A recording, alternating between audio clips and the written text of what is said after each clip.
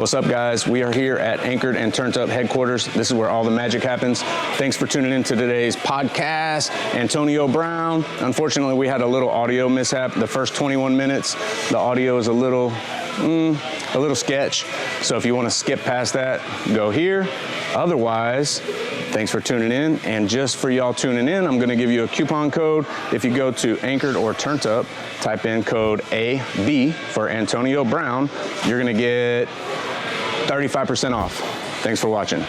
All right, guys. I don't think we need any introduction for the GOAT, motherfucking Antonio Brown.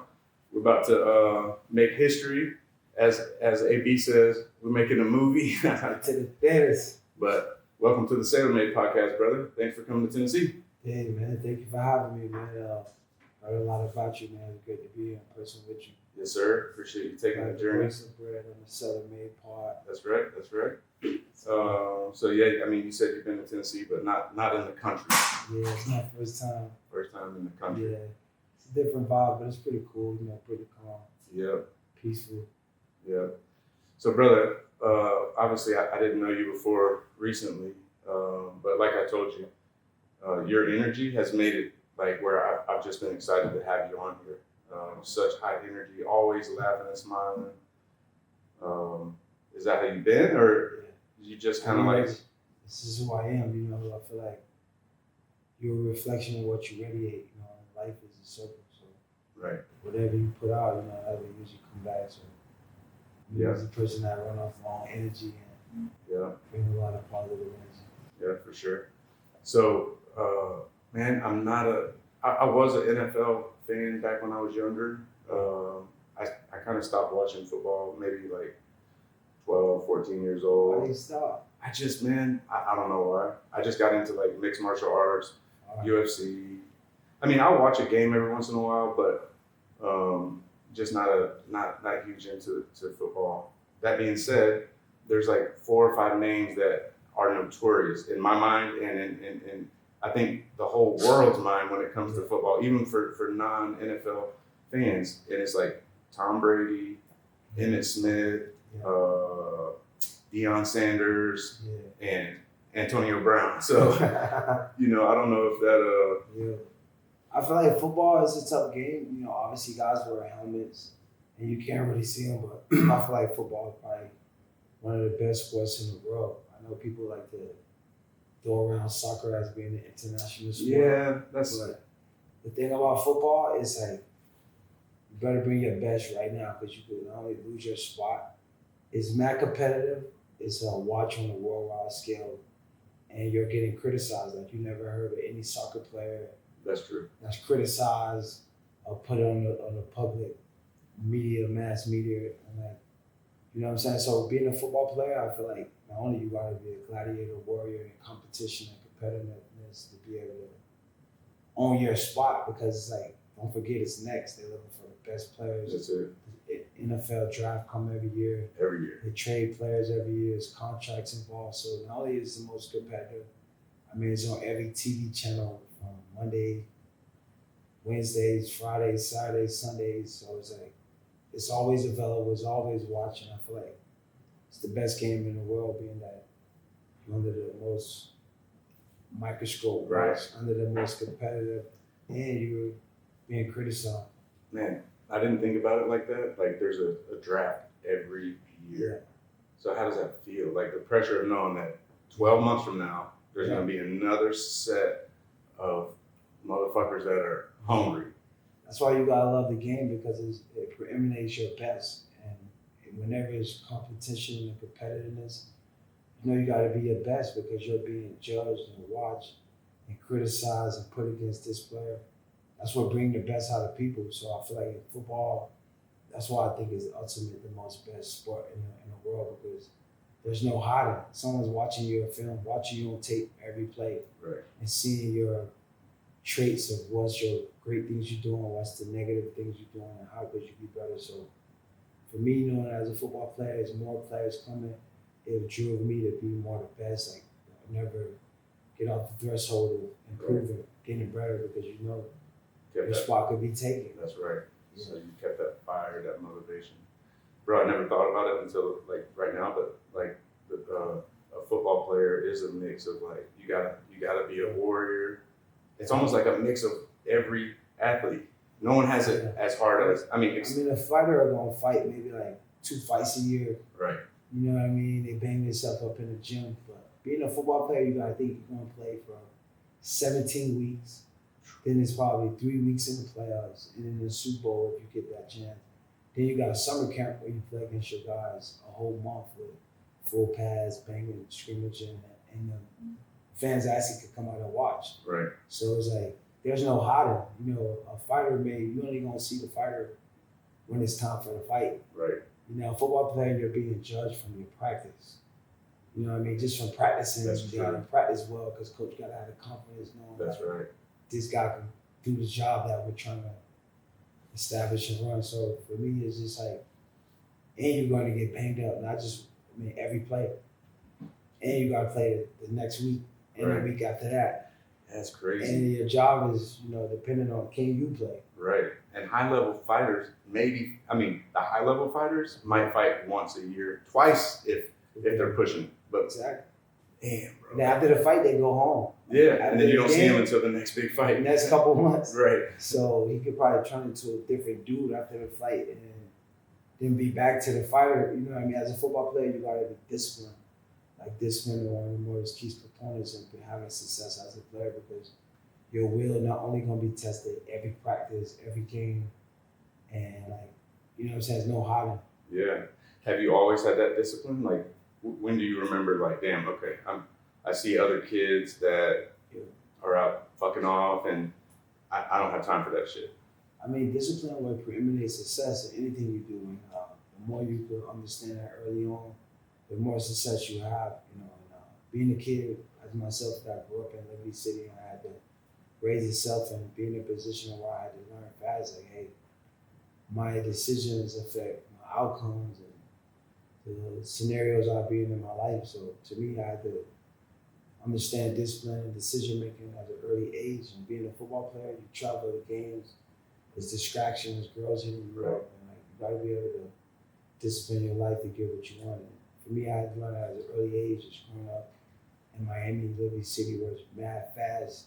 You get an opportunity, you could pick different choices, and you got to know, this is what I want to do, and narrow it up. So did people fuck with you back then? Like, come on, bro. Like, always with this football shit or this sport shit. They love me, you know what I mean? Because, I grew up, football was a part of my life. My dad played football. He was touchdown Eddie Brown. He was AFL's greatest football player of all time. Yeah. So, over Kurt Warner. So, to me, football was in my DNA. I grew up in Liberty City where it was drug selling with a dope game with John Doe, but they always knew me for football, Right. Yo, AB, we're going to play against this block. Get your team together. We got you guys. If you guys win, we're going. So to me, football was always my focus in my life. I grew up with 5 brothers and my mom did a good job. I played 10 years out in this ball from 60 pounds all the way up to 145. So to me, football was always a part of my life as a kid. I think it made me happy playing, seeing my mom happy, my dad to be happy, just the way it brought my family together, you know what I'm saying? Right. It emulated togetherness and excitedness based on my performance. So for me, I took it as it was something that my neighborhood and my family could be proud of. Right. So, yeah. Did your mom and dad, did you grow up with them together in the house? Or? No, I grew up with my dad was pretty much always away playing football. Yeah, my dad played 13 years in the arena. He would come back and forth. But him and my mom relationship was on and off, but for the most part, they did a good job with raising me and my brothers. My older brother graduated Delaware State, he played college football. My younger brother graduated from the University of Pittsburgh. He played football. So I feel like football was always an outlet for us with opportunity. You know what I'm saying? Not only challenge ourselves and make ourselves better, but give ourselves the opportunity to go to the next level. All my brothers graduated from college. I don't think they had aspiration of playing in the NFL like I did. Right. But for the most part, football was a stepping stone. The kid has an opportunity to be successful in other areas as well. So you said you had 5 brothers and they all graduated college? Yeah, you know, so my mom had 6 boys, 3 from my dad, and then 3 from my husband right now. So my 2 brothers from my dad, we all graduated college. Okay. Yeah. But the others didn't? The other ones, you know, they had different dads. So. Isn't that crazy though? But y'all grew up together, right? Or Kind of, we grew up together, but as I did, the kids, my younger brother, Lorenz, he made it like 24, 25. So it was like he was around when we was growing up, but by the time he got to like a teenage age, we all was going to college, so it was like, still got a unity as brothers, and like, you know, everyone's, you know, we grew up, my dad was like a football player, his dad, it's literally in your DNA. Yeah, so it's like, you know, even my kids now play sports. My oldest son played basketball at Miami Northern. Yeah. 6'2", dunked the ball really well. My daughter, Antonia, she run track. She run like 23.9 in the 200, 11 threes in the 100. So she's running some amazing time. My other son, antoniobrown, like 10 years old, playing on the 12U and flag, just be making some crazy catches and touchdowns. My other youngest son, Ollie Brown, he's 10. He'll be 10 this month on the 23rd. So for me, you know, I feel like my dad and my granddad, you know, they blessed us with good genes to be like, you know, competitors, you know. Yeah. No, it's crazy how DNA can, I mean, it still takes the right surroundings and circumstances, but if you have it in your DNA, it's like, if you have the drive and determination, because, you know, like my son, he's literally a spitting image of me now. Like, just crazy work ethic. He's a hustler. I mean, my daughter's the same. Like, they're always calling me with business ideas. You know, it's like, I'm sure we drive my wife crazy because she doesn't have that mentality of like always thinking of work or new business ideas. And so she gets it from me full time. And then when she's around my daughter's on the same shit. And then my son's on the same shit. So it's like my wife never gets a break from business ideas or, you know. It's amazing. But yeah, I mean, I think, yeah, it definitely has a lot to do with DNA. But, you know, there's people that have the same DNA, but just lack determination. And you know that they could have gotten somewhere, but they just don't want to. Yeah, it really comes down to your choices and your decisions on, you know, what life you want to live. Yeah. And not everybody, you know, growing up can actually, you know, see or understand where they want to be. You know, sometimes people just get comfortable with a good life because, you know, life sometimes is just about living. Yeah, you know what I'm saying? Sure. So I feel like to whatever you choose, you know, just do the best. You know, if God bless you with certain gifts, you know, I feel like Take advantage, right? yeah, take advantage. Don't be the guy who be thinking, I mean, oh, I wish I could have tried this, or you know, just try to set your goals and have a vision. Yeah. Know what you're doing, so you know like where you're gonna land. Because it ain't miss school. If you waste a lot of time, then you're in the same spot. Yeah, I think the typical person, if you gave them success, like if you gave them, you know, here's $20 million or $40 million, like a lot of people would take it to the house at that point, you know? So I respect the fuck out of hustlers, athletes, anyone who has money and, you know, comfortability and still gets out there and fucking grinds, hustles all day, every day. Yeah, because that's a true character. You know, I feel like life is not about what you have. It's pretty much about what you're willing to do. That's right. You know what I mean? So if you think you're gonna make a lot of money and just lay on the beach all day, then you're gonna be the beach. Yeah. And bro, everybody has that dream, or I think we grew up hearing about like, oh, you know, we need to work till we're 50 or 60 and then retire and go sit on the couch. But I don't think humans are built for that, bro.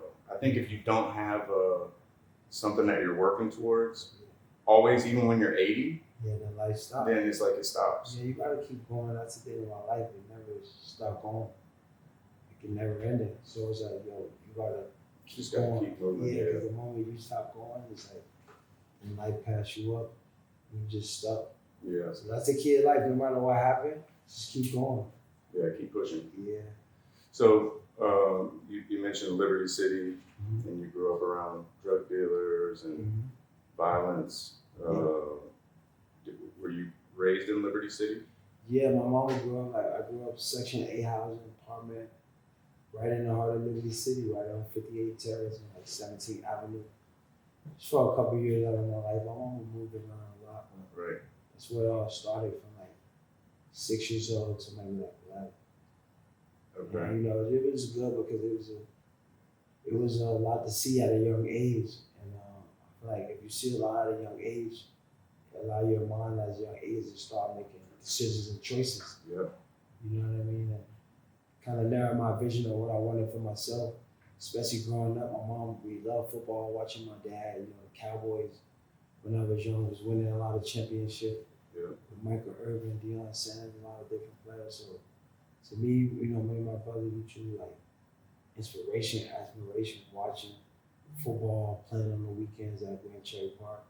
So I feel like, you know, those moments emanated, you know, just a vision of like, yo, being an NFL player and just like, you know what I mean? Right.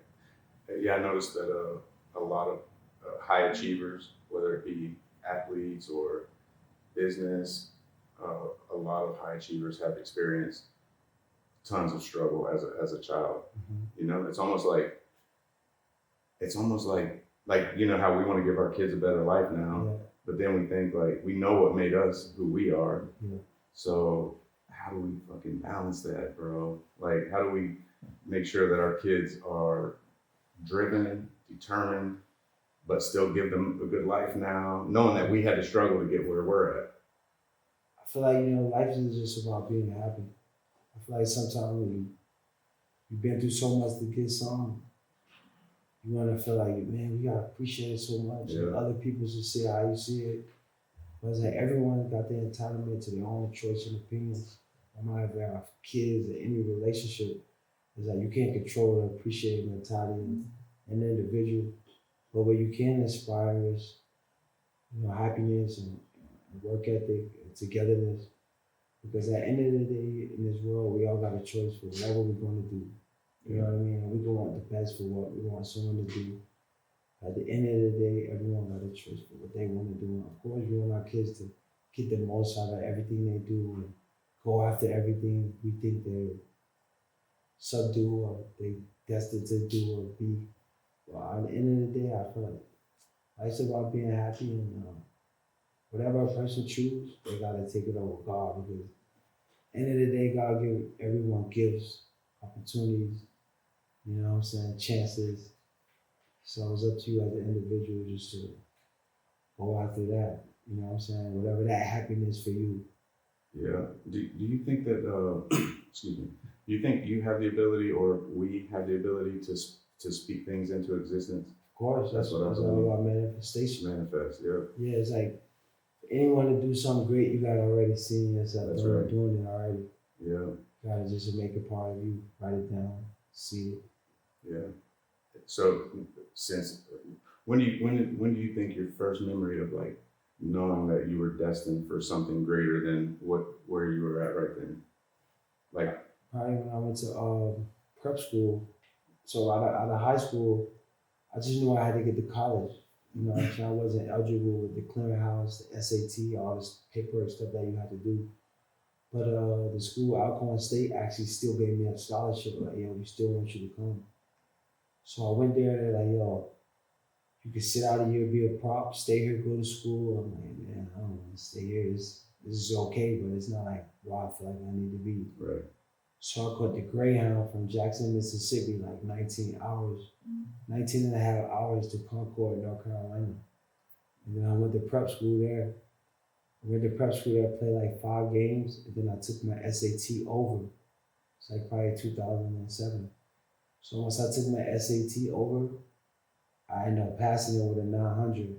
So now my GPA, it matches the clearinghouse. So now I'm eligible to go to college on the Division I level and be recruited because now I'll clear the clearinghouse, but I could play right away. Right. So in that moment, I already know right in my heart, like I'm thanking God because I know like, yo, this is the opportunity Right. that I always needed and wanted to just go play Division I college football, but you give me an opportunity to eventually go where my dreams were. So in that moment of manifestation, I just knew like, yo, trusting my gut and instinct, making the moves I had to make. Look what God did for me. Like, yo, passed my SAT. Now I'm able to Move on to go to the next level. So in that moment right there, I just knew in manifestation, like God got a bigger plan for me in the midst of. So you did that on your own, like getting on the bus, going. I mean, my baby mama sent some money to help me out with the moves, but Right. I'm sure I was a mom. It was just me on the bus.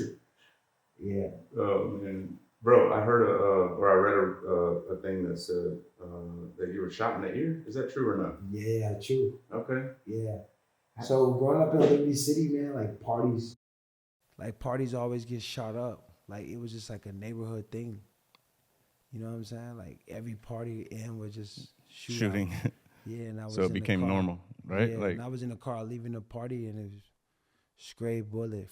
Just, yeah. Damn, that's crazy. Yeah, I mean, it was just another eye waking up for God too. Just like, yo, AB, you like chill, at don't a different level now. So right. It's like you can't partake in the same opportunities where you grew up at. You know what I'm saying? Even though it's cool, it's like I had to realize like going back to my regular neighborhoods that my son went to college and stuff is like, you know what I'm saying? You gotta put yourself in better areas in regards of being successful and being on another level. You can't be hanging out in the same environment. Yeah, I think God gives us those little warnings, where it's like, all right now, like you can be great, but you still want to fuck around and do this or, Exactly. Yeah. It's about hanging in the right situations. But, learning as a young kid that's just been, all over the place trying to get his life together as a young man. Just taught me like, yo, put yourself in good positions. You can't party in the hood area where hood people got different problems. Right. I'm actually a college athlete that's inspiring to do something great. So to me, I think that was an eye-opener. Just like, yo, AB, know where know who you surround yourself with and know your mission. Did you still have like friends or associates that would be like, come on, bro, like stop being lame, come to the party? No. Or okay, now you think you're better than everybody. No, I feel like when you come from a neighborhood where I come from, they really support when you really one of the outlets so they can look at like, man, that boy the best player that ever came from. Yeah, I've heard that about like the black community is like everybody has a story about that they weren't trying to get me to sell drugs. They were they looking out for me and trying to keep me off the streets. Of course, like it's always love in the inner city community. Cause the white community doesn't have that. How hard it is. We know how hard it is just to be able to get somewhere. So in those neighborhoods, they already made the familiarity with the hood mentality. You know what I'm saying? Just the comfortability with just being in this confined small area with poverty and just cool with it. But anytime they see like special talent or someone who could go above and beyond this and come from there, it's like, yo, they got the utmost support and respect because they understand how hard it is just to be here. Right. So for me, my friends was like, yo, yeah, we don't need it. I feel like in that moment right there, that's when they know to protect me more. Yeah, like, you don't need to be here, bro. Yeah, like we can't have you around these neighborhoods because shit, my friends might be having drama with these friends, these people over here, and you never know what can entail. So yeah, I feel like in that moment, it made us like, it not only made me be more mature and understand like, yo, I can't, even though my family around here, I can't be around here. I feel like it was just a maturity learning from experience, because sometimes, as a young kid growing up and you ain't got a lot of experience or other mature people around you to give you the guidance you need to get before something happen, you know what I'm saying? So to me, it's just like learning from experience that, okay, now that's how we move on better from this. Right. Yeah, that's crazy, bro, because the white community, even like, I'm talking like, because there's poverty in all races and neighborhoods, you know what I mean? Like, but even in the poorest of white communities, like trailer parks, because I've lived in them, like the white people, we don't have that culture to try to protect the person that we all can see is destined for greatness. Like they'll sit around and probably either talk shit about or just hate on them, but never is there a point where people try to protect that person, That's just a cultural difference that I wish we had, Yeah, I feel like with all people, man, we just gotta learn how to cope together and each one help one. You know what I'm saying? I feel That's like in it. the world, no matter what you got, possession wise, like we all gotta work together for the achievement of whatever the goal is. If you got a job or a company, everyone's coming in together to do what the company needs to move forward. You know, Right. it's not like, okay, I'm here with Dave and AB, or they thinking about what's in our pockets. You know what I'm saying? Like everyone in the world is working together for a better world for each other. Right. So, Yeah, we all get caught up, bro, in our life and our goals, and we forget that, first of all, life is so short. Like Exactly. at best we get 100 years, and that seems like an eternity when we're like 15, 20 or 30, but the older we get, the faster time goes by.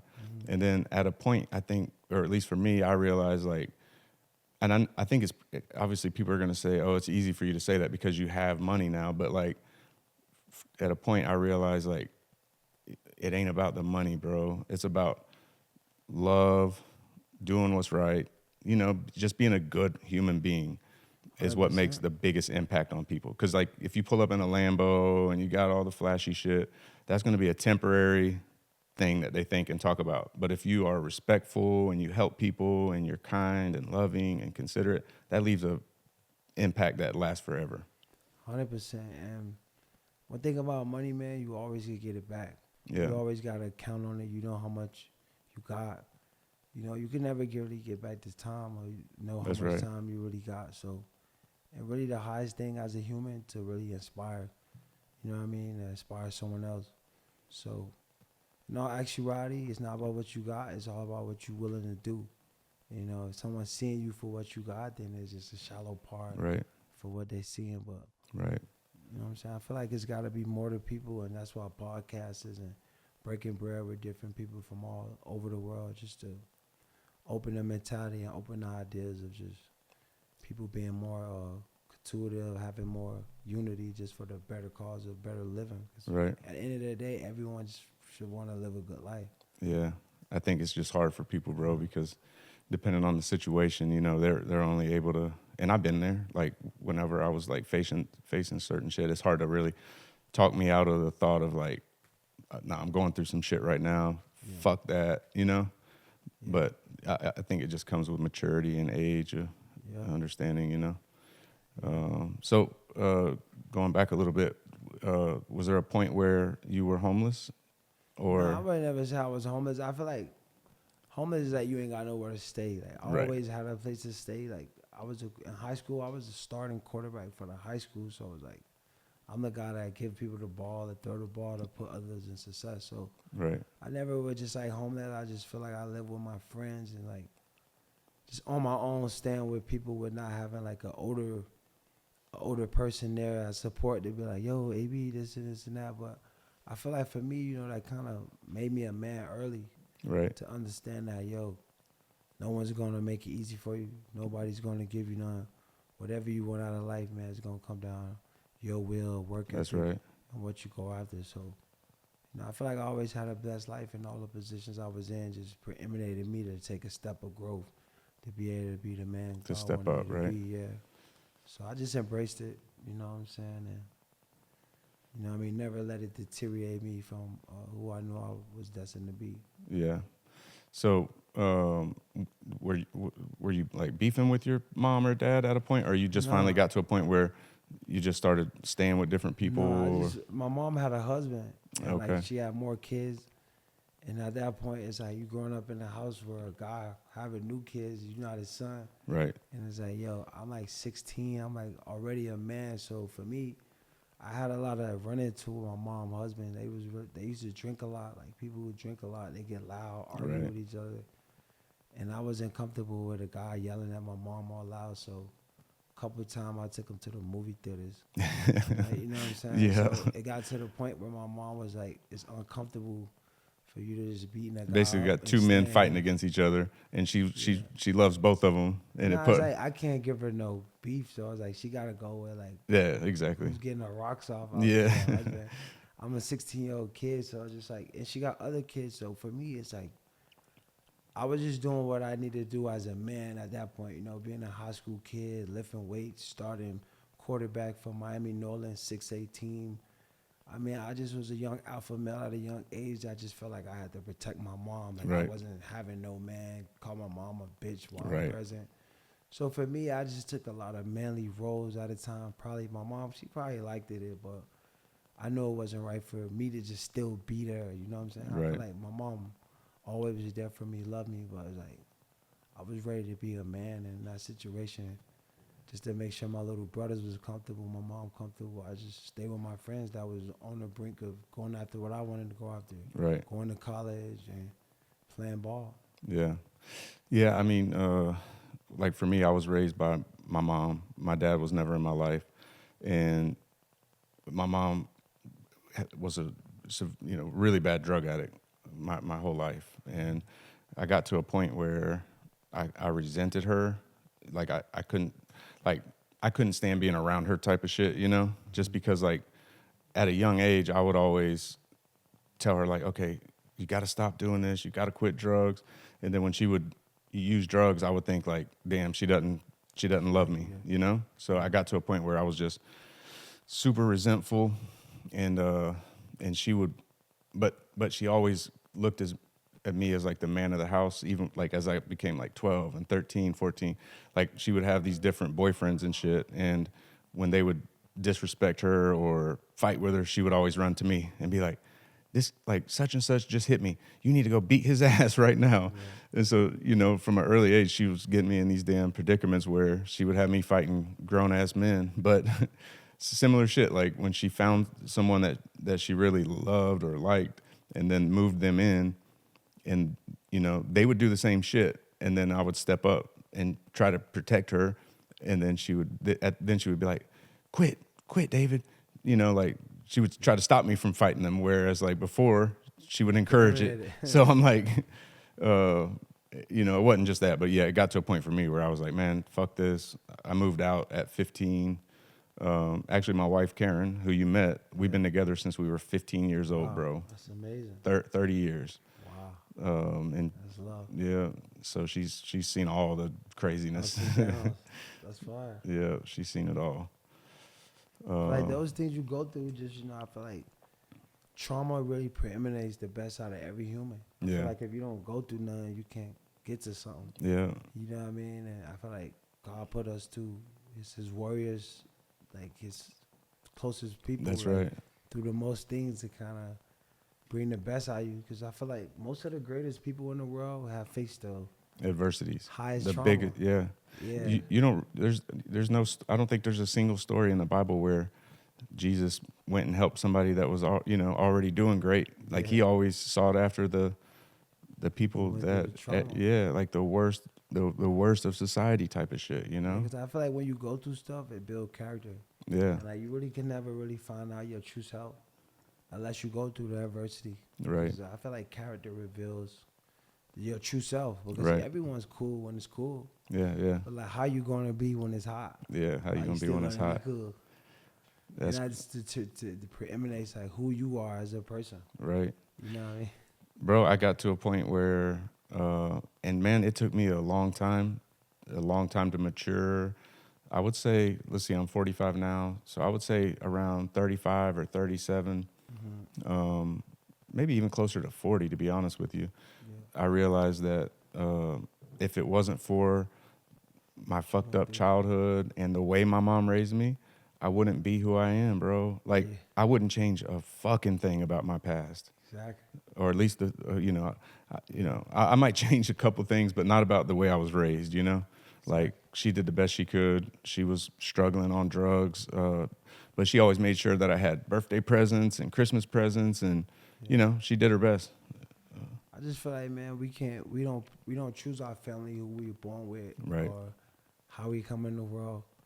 And, you know, I feel like as long as our parents were truthful with us and didn't hide the fact of who they were, right, it's up to us to just embrace them. Yeah. You know what I'm saying? I feel like sometime in life, we as humans just want stuff like, why this was like that? Why you did that? And this like that? It's like, you know, you never know the emotional trauma and stress that anyone had to go through. Man. And, you know, sometimes as an individual, as a kid, a person, we only think for our own. Yeah, it's all about us. Yeah, it's all We about don't consider you, but it's anyone like, else. you gotta look at stuff from like a third dimensional, like your perspective, their perspective, then what's the overall perspective of what's, That's right. you know yeah. what I'm saying? So Yeah. it's like, to me, I feel like I always try to learn to look at things in a hieroglyphic, even if it wasn't going the right way for me. It's Right. like, yo, how does the outcome come out the right way we want, and for everyone to be happy? Because at the end of the day in life, you know, we all gonna make mistakes. We're humans, but at the end of the day, it's more important to be happy than right. Yeah. That's a good one, bro. It's more important to be happy than to be right. Yeah, because most of the people who got in trouble in prison right now, they feel like, man, I did the right thing, man. That guy hurt my person, I hurt their person. But it's like, are you happy though? Right. You're not happy. Nah, you ain't happy. It's like, at the end of the day, life's short, man. You gotta be happy, man. Yeah. So, man, I feel like love all people, even the people that did me wrong. I love all my ops, all my haters, all coaches, all quarterbacks. You know what I mean? Because at the end of the day, people that treat you a certain way or did you a certain way just preeminated the best out of you. Right. Yeah, you're right, You know bro. what I mean? At the time, you can't see it. You're like, At the man, that time, you motherfucker sold me personally out. taking it as a, you know, but it's like, you know, If people show true to themselves, man, and you can't do nothing about it. Just be happy, man. Yeah. Yeah, I think for me, it was like after I had kids and, you know, as they grew older and older, I thought like, man, there's like, I'm super flawed. Like, I'm not perfect by any stretch of the imagination. And the shit I would want my kids to show grace for with me, I thought like, man, that's the shit I wasn't showing grace for my mom, you know? Yeah. So that's what kind of changed my mindset of being like, okay, she's doing the best she fucking can. I don't know, but I'll tell you this, she never, ever, ever, ever complains about the shit she went through as a child or early adult. You know, she had me when she was 14 years old, bro. Like, That trauma right she was there. still a kid. Yeah. And, you know, like I said, she never complained about life. So I don't even probably still know half the shit she's been through. Exactly. And I'm pretty sure she told you, it probably changed your perspective even more. Like, damn, my mom went through that. She already just told me one thing a few months ago, and I was like, damn. Open up your eyes and maybe even feel appreciation. Like, damn, Mom, I love you even more, because it's like, as a kid and going through trauma, you know, sometimes you gotta understand, like, yo, the traumas are building you for a better you, and it's gonna bring the best out of you. Right. Because sometimes I feel like when you're going through stuff, it's just easy to get down on yourself or down on someone else, or looking to someone else for like some more better vibes to bring you up. Right. It's like, and those times that's build out the true character of like Yeah, the person. for sure. Yeah, bro, like, you know, I still kind of beef with my mom. You know, she works for me at the warehouse. But, you know, we still have our falling outs and beefs. But for the most part, she shows up to work every day. She don't fucking complain. She don't really ask for shit. And she's a fucking hustler, bro. Like, that's who I got my hustle from, was my mom. That's amazing, man. We gotta love our moms, man. Yeah. No matter what they put us through, it's like we wouldn't have a present without our mom. Yeah. So we gotta show love to our mom no matter how we was brought up, no matter what they did. At the end of the day, our moms had us and put us in the position to be in the position we in right now. That's right. Yeah, I mean, I think like, all it took was for her to make one decision we wouldn't be here. Exactly. So Yeah. we always gotta keep that back of our minds, like come through our mom, like God chose her for you. That's right. You know what I mean? Like, That's we it. didn't pick her, but we came through her. So it's like, gotta always make sure mama happy. Yeah. Yeah, I mean, I probably should, I do look out for her, you know, like I buy her, if she needs a car, I get her a car, I pay her bills, and basically, Just spend some time with her, man. Yeah, I she probably know. just wants That's you to just it. be there to make her feel good. yeah, I mean, you know, she's always reposting my shit, and she's super proud, you know, time. but you're She's right, like probably happy. spend some time. Yeah, you know what I mean? Because I feel like, yo, people like possessional, but sometimes people just need a conversation to know that you love them. Yeah, Or just like, you know what, Mom, that stuff we went through back then, like, I forgive you, man. I'll still with you. Just that conversation just emanate happiness. 'Cause at the end of the day, man, if something was to happen with you, like, oh yeah, I'd I be don't fucked care up about nothing else for you. Right. She don't care about nothing else for like you. Nah, bro. Like, I mean, there's less than a handful of people that when I was going through my worst, bro. I mean, because there was a point in my life where I was not a great person. I was a fucking drug addict, a drug dealer, a thief, a robber, you name it. and there's less than a handful of people that have my back. And my wife is one of them, and my mom is one of them. You know, actually, that's really it. You know, besides my grandma, my two great grandmas, they had my back. But yeah, it all came down to those 4 women that had my back no matter what. And those special relationships, man. Anytime, you know, God got our back, but anytime people got your side in the midst of whatever, ain't nothing better than those intangibles. Like, Yeah. Ain't no car, no money, possession. Like, long as someone got your side and consistency got you right or wrong, different, Period. that's the happiness. Yeah. I think, like for my wife, you know, like I said, we've been together since we were 15. And I mean, bro, she never thought we were going to grow up to be successful, you know? So the fact that she stuck it out with me through being locked up, being a drug addict, facing life in prison, you know, at one point in my life, facing life in prison, to now it's like there's, you know, and like the mental fucking stress that I put on that woman, you know? So like it's like we're locked in for life. We ain't going nowhere, you know, like she can have whatever she wants, even though she don't ask for shit, but you know, that She got you. Yeah, that's it. Yeah, I wonder how she feels about that. Like, yeah, I got you. Okay, you crazy motherfucker. So what about you, bro? Are you married? You with someone? Or you kind I'm of a just player for life. okay? Tupac, player for life. I hope your I wife know. I got a lot of great women in my life, to be honest. I got a lot of families. Okay. You know, I got a beautiful family from a lot of gorgeous women. Yeah. Okay. How many baby mamas you got? I don't really call them baby moms because like they're like. How many women do you have relationships with that have bared your children? Probably, I mean, relationship with them now, maybe like 2 of them. Okay. I mean, relationship with all of them, but it's not like I'm smashing all of them. Like, Right. I mean, I can smash You them. don't get it twisted. I can if I want to, he said. Pimping ain't easy. But like for me, you know, I got my oldest son, his mom, ABJ, my daughter mom, Antonia, and then Chelsea, she got my beautiful 4 sons. And then Sydney got my beautiful son. We just had Ace. So it was like 4 moms, 7 kids. I mean, we got a beautiful family, man. The kids are all healthy, athletic, happy. The moms are all happy. So, I mean, I've been grateful. You know, it's not like, I know when people say baby mom, they just think you got a wild Yeah, for life sure. and so I many know. women and so many kids. But actually, you know, my oldest son's 17. You know, I had him.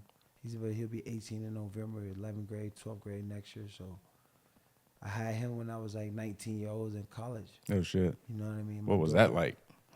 I mean, that was just like, I feel like that would preeminate my focus. You know, you in college, you got a son. I think my son was born 11/23/07. I actually played a game that day. Wow. I think I broke a record with like catches and yards per game for the school record. Wow. But for me, I feel like kids was just, you know, I feel like every kid I had was just a blessing in disguise that preeminate more focus and more, you know, more narrow focus, because then I know like I got people depending on me. You know what I mean? Like, so each kid, you know, I feel like it's a responsibility. Right. You know, because you got to raise that kid and you got to be on the same page with the mom regardless of circumstance, because, yo, we here for the best scenario or situation for our kid. So for me, you know, it's just being hands-on. You know, I've been having a lot of patience and having a lot of love, you know. Anytime you got a lot of different women and kids, you know, they looking at what this person got, what that person got. But as long as you providing it and showing love and embracing the togetherness and family, you know, those attributes are important. So no matter which kid I got, they all get love. They all get the same embracing. So right. It's no different from this mom or that mom. They all the same one big family. So when you had your first son, was there a point where, because like you said, you were in college, was there a point where you were like, not to say that you didn't want him, but was there a point where you were afraid, like, fuck, this could change everything? Or you never looked at it that way? Never looked at it that way. I feel like, to me, you know, being able to bear seeds is amazing. For sure, it's a gift. gift. Being in a position where it's like, yo, I'm in college, I'm doing what I love. I just had a son. I'm playing the game. Like, this is a blessing because now I know I got someone looking up to me. Yeah. You know what I mean? So I took it as a responsibility and the opportunity, like, yo, now I could give my son a better outcome, a better living.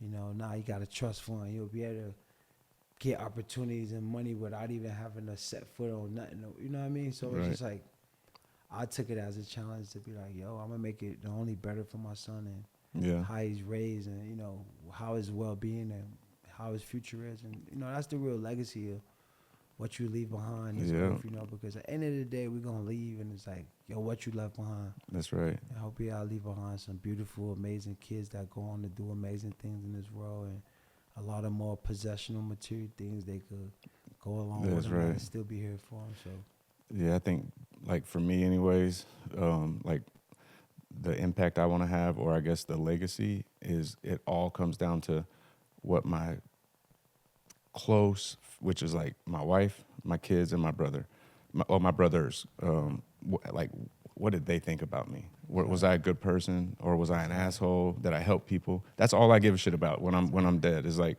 what do those people think about me? You know? yeah, because at the end of the day, man, that's the only thing that matters at the end of the world. Like, what do you do? You know what I mean? What do you make and what do Yeah, you buy? right. It's like, what do you What did do? you How do? do you make people feel? Like, what do you do that was intangible when no one was looking? What was your character? Right, when no one was looking. Yeah, or when it was the darkest for you, you know what I mean? Was your attitude different? Did you change? You know, I feel like I like to keep a good relationship spiritually with the man upstairs. You just Yeah. know, like, as long as you're right with the man up above, everything else fall in place, and you shouldn't have to worry about what's gonna happen tomorrow or what with this. You know what I mean? Just Yeah. trust in the higher power to provide everything. Yeah. Do you think, is it easy for you to have that mentality, like, even when, let's just say you might get some bad news today, or you're like, damn, this might not end well. Is it quick for you to be able to think that way? Like, immediately, like, shit, I'm good. God's got me.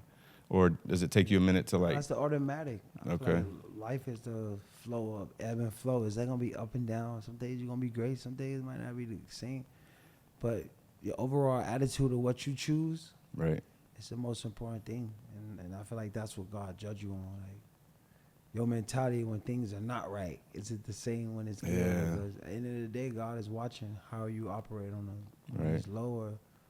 And for me, you know, I learned to just trust God, man. I think it can't get no worse than the situation I was in when we was growing up. So it's like, just count it all a blessing, you know, Yeah. all a joy from this point. Yeah. Yeah, I'm the same way for the most part. The only thing is like, you know, like, as an example, with the industry I'm in, there's always people trying to fucking come in and lobby to change laws to make it better for big pharma or big cannabis, and then it's like there's always a court case that's pending, or always some bad news that's just lurking right around the corner. And, you know, I see everyone around me that sits around and stresses about it and talks about it. And when they come to me with that, I'm like, bro, I don't even want to talk about it. Like, I don't need that type of energy around me. I don't want to talk about what might happen or what could go wrong. Yeah. I got to keep moving on and staying positive, you know? Because if not, it'll fuck me up. Down, Yeah, it'll make me make decisions based upon what might happen. emotion, yeah. Yeah, Not instead of about what you want to happen. That's right. So if that's what and I think I developed that honestly because of some trauma that I was going through as a kid. I think that it's not like I'm bragging because I have that ability. I just think it's something that my brain or spirit developed because of trauma, you know? Because it's like, I don't think I'm that strong of a man. In other words, like, even though it is me doing it, like, being able to not worry about shit and just focus on the positive, I just think that it's probably because of, you know, like, the shit I went through as a kid. That stuff build you to just not little traumas bring you down. You could just set past it. Like, yeah, I don't need to hear that right now. I could just focus on what this. Yeah, just focus that's coming is gonna come. Yeah, and bro, I'm telling you, like, manifestation is real. Speaking shit into existence is real. I know people watching this will be like, if that was real, I would be sitting in a fucking mansion right now because I've been speaking it, you know, but it doesn't work like that. How it works. You gotta believe it and work towards it. Yeah. Too. You just can't say it and not working. That's right. Yeah, I think I it's like you gotta think it because imagination is the, I can't think of how it's worded right now. Imagination is the something for life's coming to try. Anyway, I'll think of it in a minute. But yeah, you got to think it, you got to say it, and you got to do it. Exactly. You just got to, it's like if you can dream it, if you can say it. Because, bro, like a lot of times, like there was a point where I couldn't even say that I was going to be worth, I'm just saying it as an example. Like coming up and having different goals and shit, like I would say like, man, I'm gonna have $100,000 in the bank. I could say that out loud, but there was a point where I couldn't say I'm gonna have $1 million because like I kind of doubted, like I almost thought like, oh, if I say that and I don't, then I'm gonna be letting myself down, Yeah. But then I realized, man, because people would say that they would say different things about me that I didn't think necessarily, like a guy would be like, hey, bro, man, I love your brand. It's going to be the biggest brand in the country. And I'd be like, oh, yeah, man, cool. I didn't believe it at the time because I knew how big of a challenge that is. Yeah. But now I just know, like, it's like never put limits on what you dream. Because, bro, I got AB sitting across from me on my 3rd fucking episode. Jack on my 2nd, Steve on my 1st.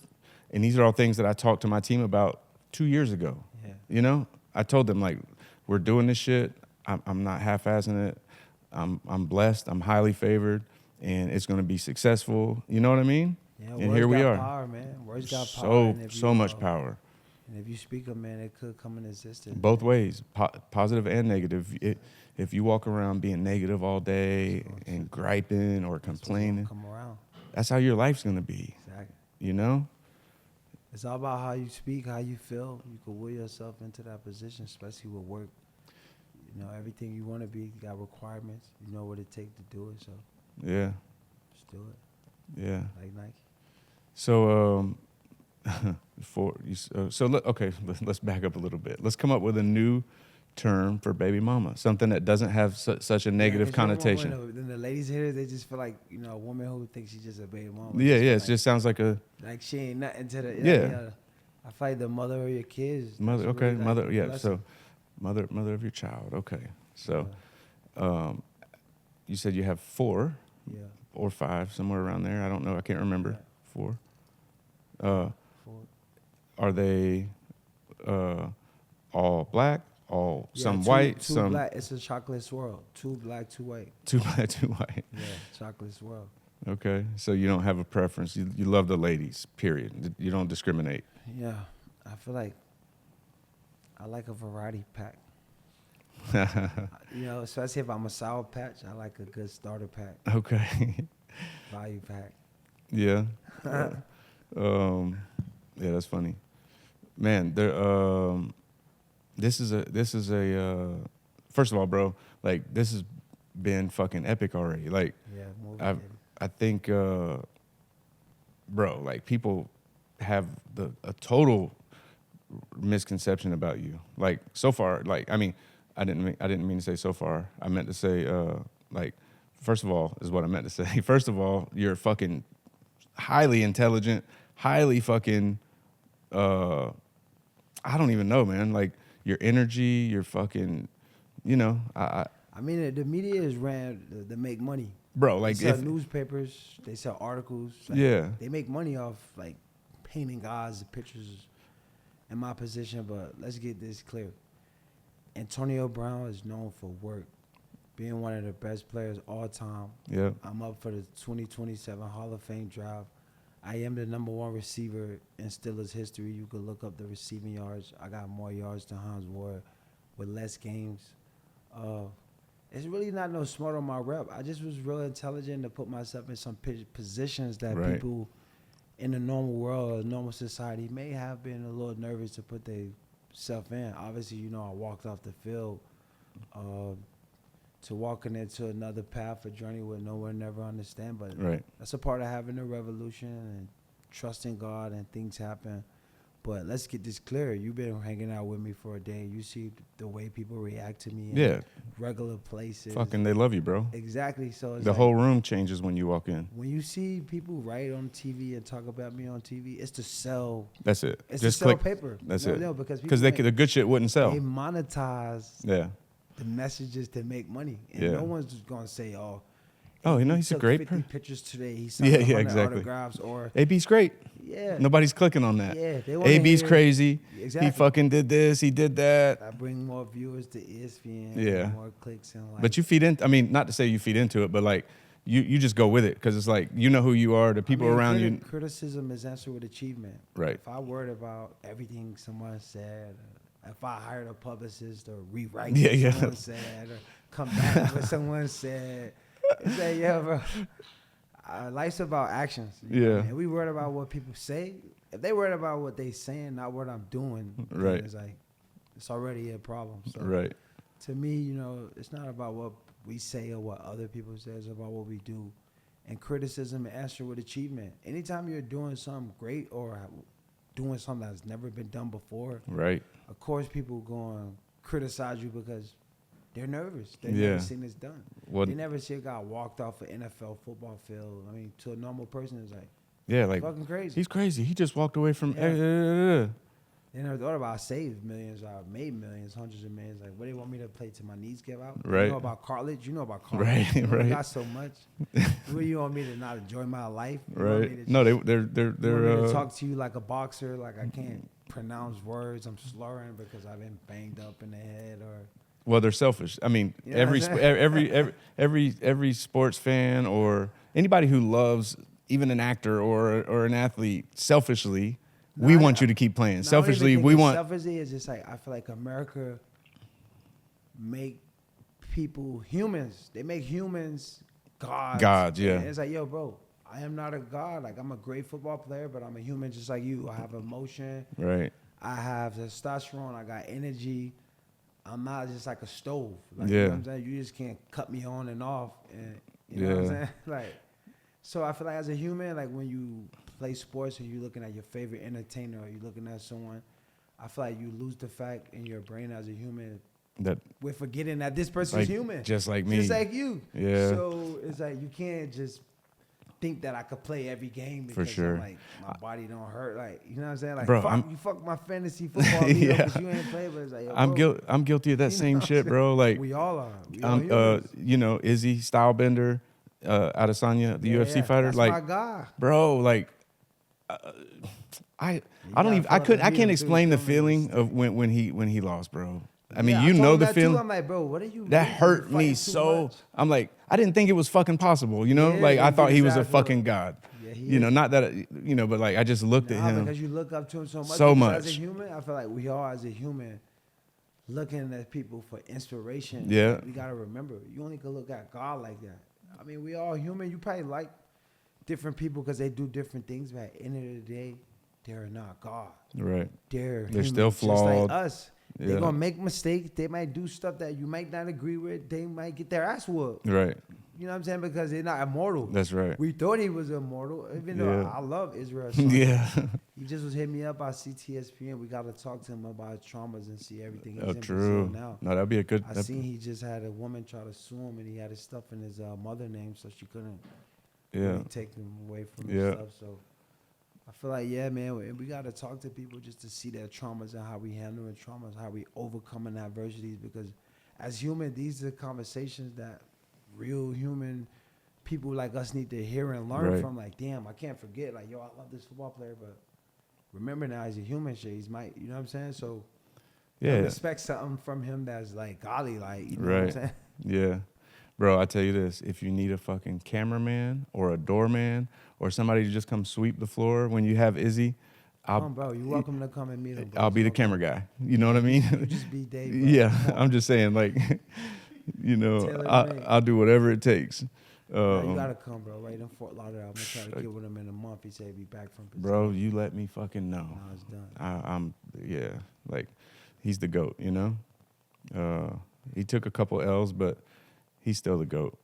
His run was I mean, unlike really anybody else's, you know? Like people forget, just like I forgot, you know, like when he lost, man, I'm like, damn, Izzy, if you would have just done this or if you'd have just done that.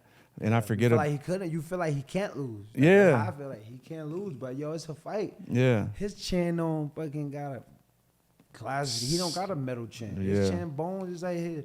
He can hit Joshua, you can hit his. So it's like in a fight, it's a possibility. You always could take L, but it's like when you look up to someone So much, it's like, yeah. yo, you can't even accept him taking the L. It's like now you making excuses. Yeah, for like, his ass nah, kicking. he Like, probably yeah. was like off that 9 or Yeah. something. And then, with Izzy, bro, he fucking, he fed into that almost like a video game character, because he would come out, he would do his little shit, his little movements that he would do. And then when he was sitting in the corner, he would just like, I'm prepared to die. That's the shit that he would lip out loud. And it just kind of fed the, like, oh yeah, this dude's going to fucking win every fight forever. Yeah. And then he's going to retire undefeated. And that's what you got to find out, because I feel like character is built when people take L's. Yeah. So that's the trauma. It's like, yo, do you find your real self when Right. you lose, or do you find your real self when you win? Because, I mean, that's a good question for anybody in Yeah. the world. Like, yo, who are you? Who are you? Yeah. Yeah, it does. When you win, how do you feel? When you take a loss, how do you feel? Right.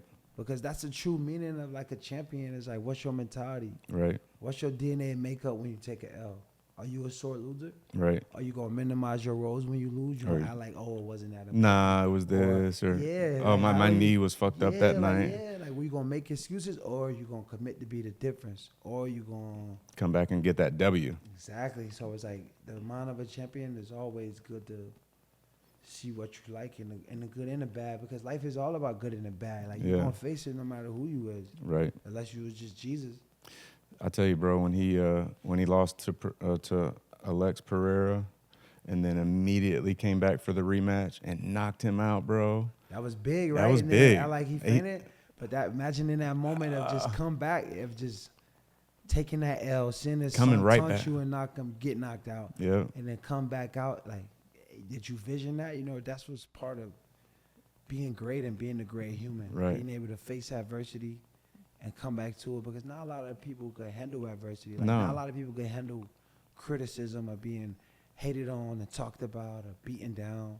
Yeah. You know what I mean? Not a lot of people could, deal with that and it show true character for someone who not even let that bother them and just still be their true self Yeah. and stay positive. I see you got all these limited edition product. Like, you think your gummy bells help people? Like, because I know I smoke weed. I think it make me a little bit more happy and shit. Like, Yeah. you know what I'm saying? Just not able to focus on all the negative shit. Right. Do you think, or do you fuck with edibles, or not really ever? I be scared of edibles. You know why? I Because know. I'm like, yo, bro, the last thing I want to do is put some bad shit in my belly and then got to shit myself.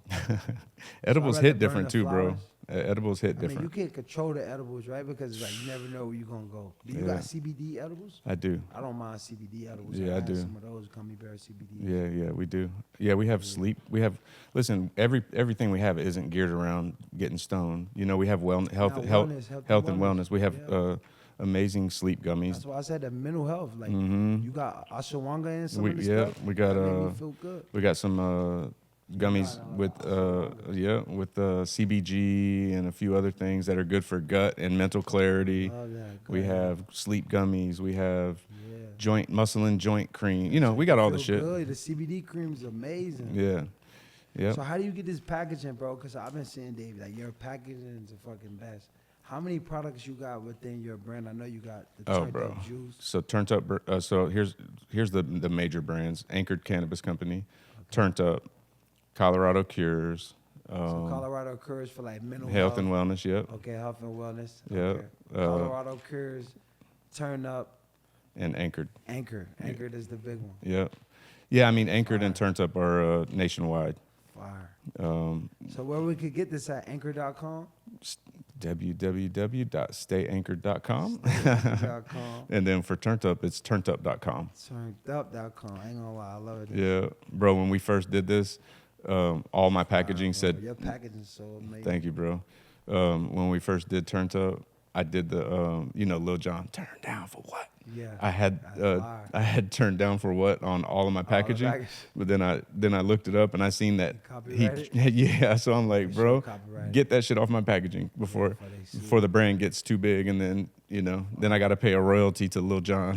You're like, yeah, you owe me for that trademark. Yeah, bro. I looked it up, and that motherfucker is making so much money off of his He got trade. that publishing. That's his publishing. That's Yeah, his publishing. biggest show ever. I'm talking millions a year.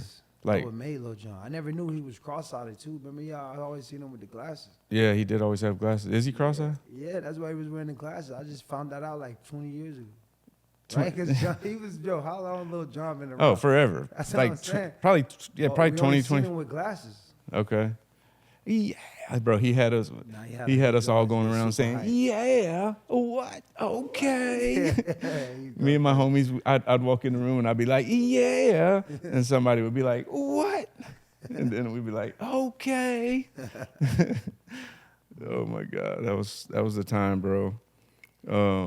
So back to you just said that you was like, I ripped my shirt off. Was that planned? I'm sure you've been asked this question a fucking million It times. was just natural. Or was it like you can't plan like, yo, I'm gonna leave the football game today. right? Like, nah. It was just emotions. It was the time. Yeah, just an emotion, just for everything that was going on in the midst of everything. You know what I'm saying? It's like I was playing on the football team, and then I got injured, and then it was like, all right, I'm an older player. You get injured, they still gotta pay you. Now it's like, oh, investigate AB so we could suspend them. Not pay So them. they were playing games, trying to get out of paying. Yeah, they got out of paying, but then They paid did. me. Yeah, they got out for the short term, but then I got paid. But it was just like, yo, man, you can't work in a space on a team with good mental health when you know, like, the team. That the team is trying to fuck you. Yeah, it's just a natural thing in life. Yeah, No one in yeah. life as a human want to work for someone that's not trying to. Have their back, right? Exactly. No, I get that. I didn't know that about that situation. Yeah, so not only was just the team with that situation, then I was brought to the team by Tom. Right. I'm paying his trainer $100,000. I'm getting paid like. It was just a lot of things that, as a friend and a brother, or how you treat people, was not the way I wanted to be treated. So, in order for me to do the right thing, is like, hey man, I'm gonna just walk away. What my therapist preeminate me to do in negative situation was out of my control. So I stay in control. Just walk away. Right. And that's what I did, and it just made a big deal about that. So I was like, you know what I mean? So do you think? So you said you had got injured. They, I guess, got out of paying you on the short term, and then did you expect like teammates to step up, Tom to step up and have your back, or what? I didn't really expect no one to step up, because at the end of the day, football is it's a team game, but it's an individual game in regards to everyone got their contract. And it's politics, right? Like they're like, well, media driven. Right. You gotta know the situation you're in. So, my friend Alan, you work with me all the time, and I told Alan, like, yo, man, in a couple weeks, it's just gonna hit the fan. Like, you know what I'm saying? Just, I feel like, I got a blessed covenant on my life. I could kind of feel when, like, stuff in the formation or whatever it is, but I feel like everything, if you do the right thing and you go with God, man, like, you're gonna always end up in the right place, I Right. feel like I did the right things up until that point, and doing the right things allowed me to be in the right thing. Walking off the field preempted a lot of opportunities. I got a music deal with distribution deal with Video, Roy Lamana, releasing my music, cash advance where we could be creative. right. Someone else could source it for us and believe in us. I met Kanye West, president of Donda Sports. I know you see this big piece right here. Yes, This the sir. logo Can't miss of- it. This is a logo for Donda Sports. It's a Dove sports brand named after his mom company, which I'm president of the sports brand. We had Rob Dillingham come through the sports brand, NBA player right now for the Minnesota Timberwolves. So for me, it's all about just, you do the right things, God bless you, and, I'm just grateful that I've, been having a covenant of my life to be able to do so much amazing things and Yeah, no doubt. be around so much amazing people, be here with guys like yourself. Yeah, man. It's all about, the story of what you go through to emanate, motivation and encouragement. And I think it inspired other people too, because not only people like me for my highlights of playing football, I feel like people love that moment of just, having balls. Like my Jewish friends say, man, how you get the big pair of balls? Not a lot of people. Nobody. courage. You know what I mean? It just, Yeah. and, I was just grateful that I was able to,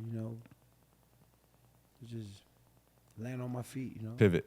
Yeah. All right, brother, let's take a pause, get something to drink, sit down, maybe sip and snack a little bit, take a little break. Let's do it. All right, bet. We got some snacks and some smokes and some, a little bit of some of our products over here.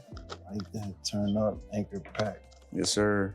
So I don't know if, I know you probably ain't gonna mess with the edibles, but here's some flour. You wanna roll up? Roll one up. I'm gonna smoke a cigar. So I don't know if you want something, you want some water or something, or? Let's go to Gelato Anchored. Yes, sir. Snack pack. Have you heard of F, Marry, Kill? F, Marry, Kill. Yeah, I heard that. 3 selections. Mm-hmm. All right, You ready? ready. Like mom spaghetti. F, Marry, Kill. Giselle, Oh, Michelle Obama, oh, Cardi B. Go. damn. Who are you gonna F? Oh.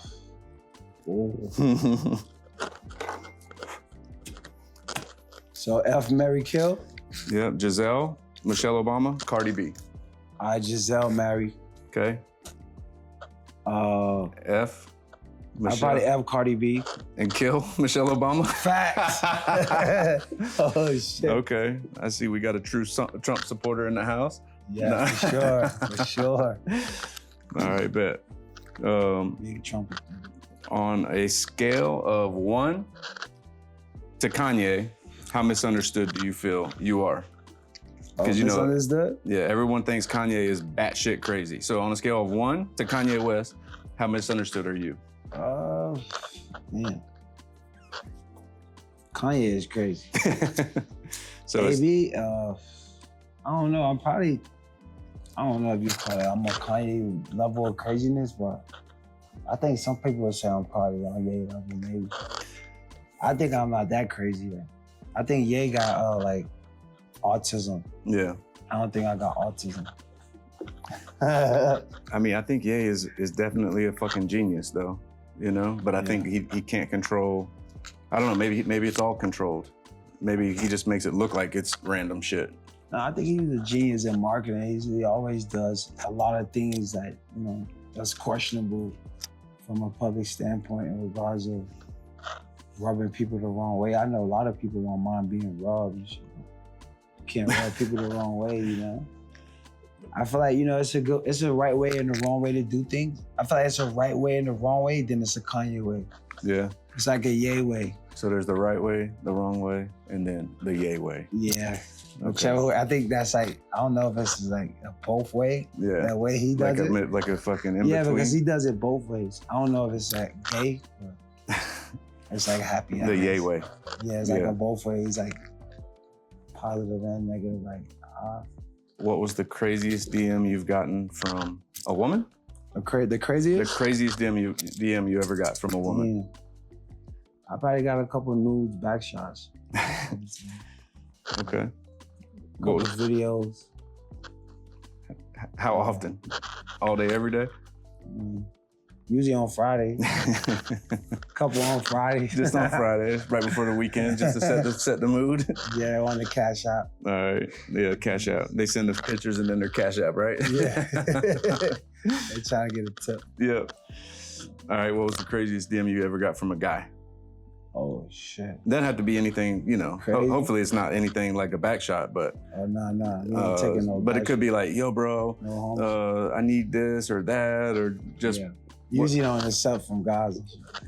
really? Yeah, they don't open them. Okay. Just leave it unseen. Don't even open them, right? Yeah, Okay. it's closed. Shop closed. So the craziest one ain't even never been opened, so you wouldn't know. Shop closed. Okay, bet. That was a good answer though. Oh yeah. Terrell Owens did write some shit to me online. That he said he's sorry. What was it? He was like, "Shut the fuck up." And then he was like, "Yo, I'm sorry." Yeah, we probably gonna smack the shower. And I was just joking. Yeah. That's funny. All right, so we're back with my guy AB, brother. Sursky. Yes, sir. How you doing, baby? Fucking blessed. and Back to the highly- cellar, mate. back to the Sailor Made. Blessed and highly favored. Took a little That's all right. pause, a little snack break, smoke break, drink break. Yes, sir. Now we back at it. How you feeling? Feeling Tucci. Tunchi. It's Gucci. So is that the new thing now? Tunchi instead of Gucci? Yeah, it's too good. Too good, huh? Yeah, Tucci. Man, I really, just because of my own curiosity, want to kind of go back a little bit. Before we took a break, you were talking about that day, just taking your shirt off, walking off the field. I guess at the time we're dealing with a lot of shit. The NFL, I guess, like trying to cheat you out of pay, but that's what they do, you know. These big, you know, corporations, I guess is what they are, you know, I don't know, but for you, and then you were saying like, I guess somebody said like you have like, you know, balls to be able to do that. Yeah. I don't know that, has anyone ever done that? Like just not Nah. only just walked off the field, but or how about that? Only even if they has anybody ever just walked off and quit? Nah, I don't think not at that level was just.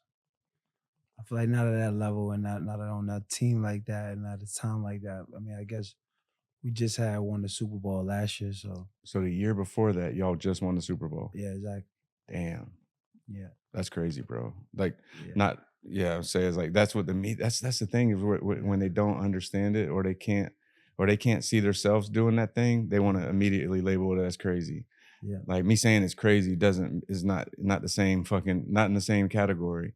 I just look at it like, because like for me, you know, I've always said like there'll be points where, you know, I'm working so hard, I'm traveling full time, I'm doing this, I'm doing that. Sometimes I say to myself like, man, I got enough already to where if I just want to stop everything and not deal with the bullshit, but you know, I mean, it's not about how much you have, like we said, but yeah.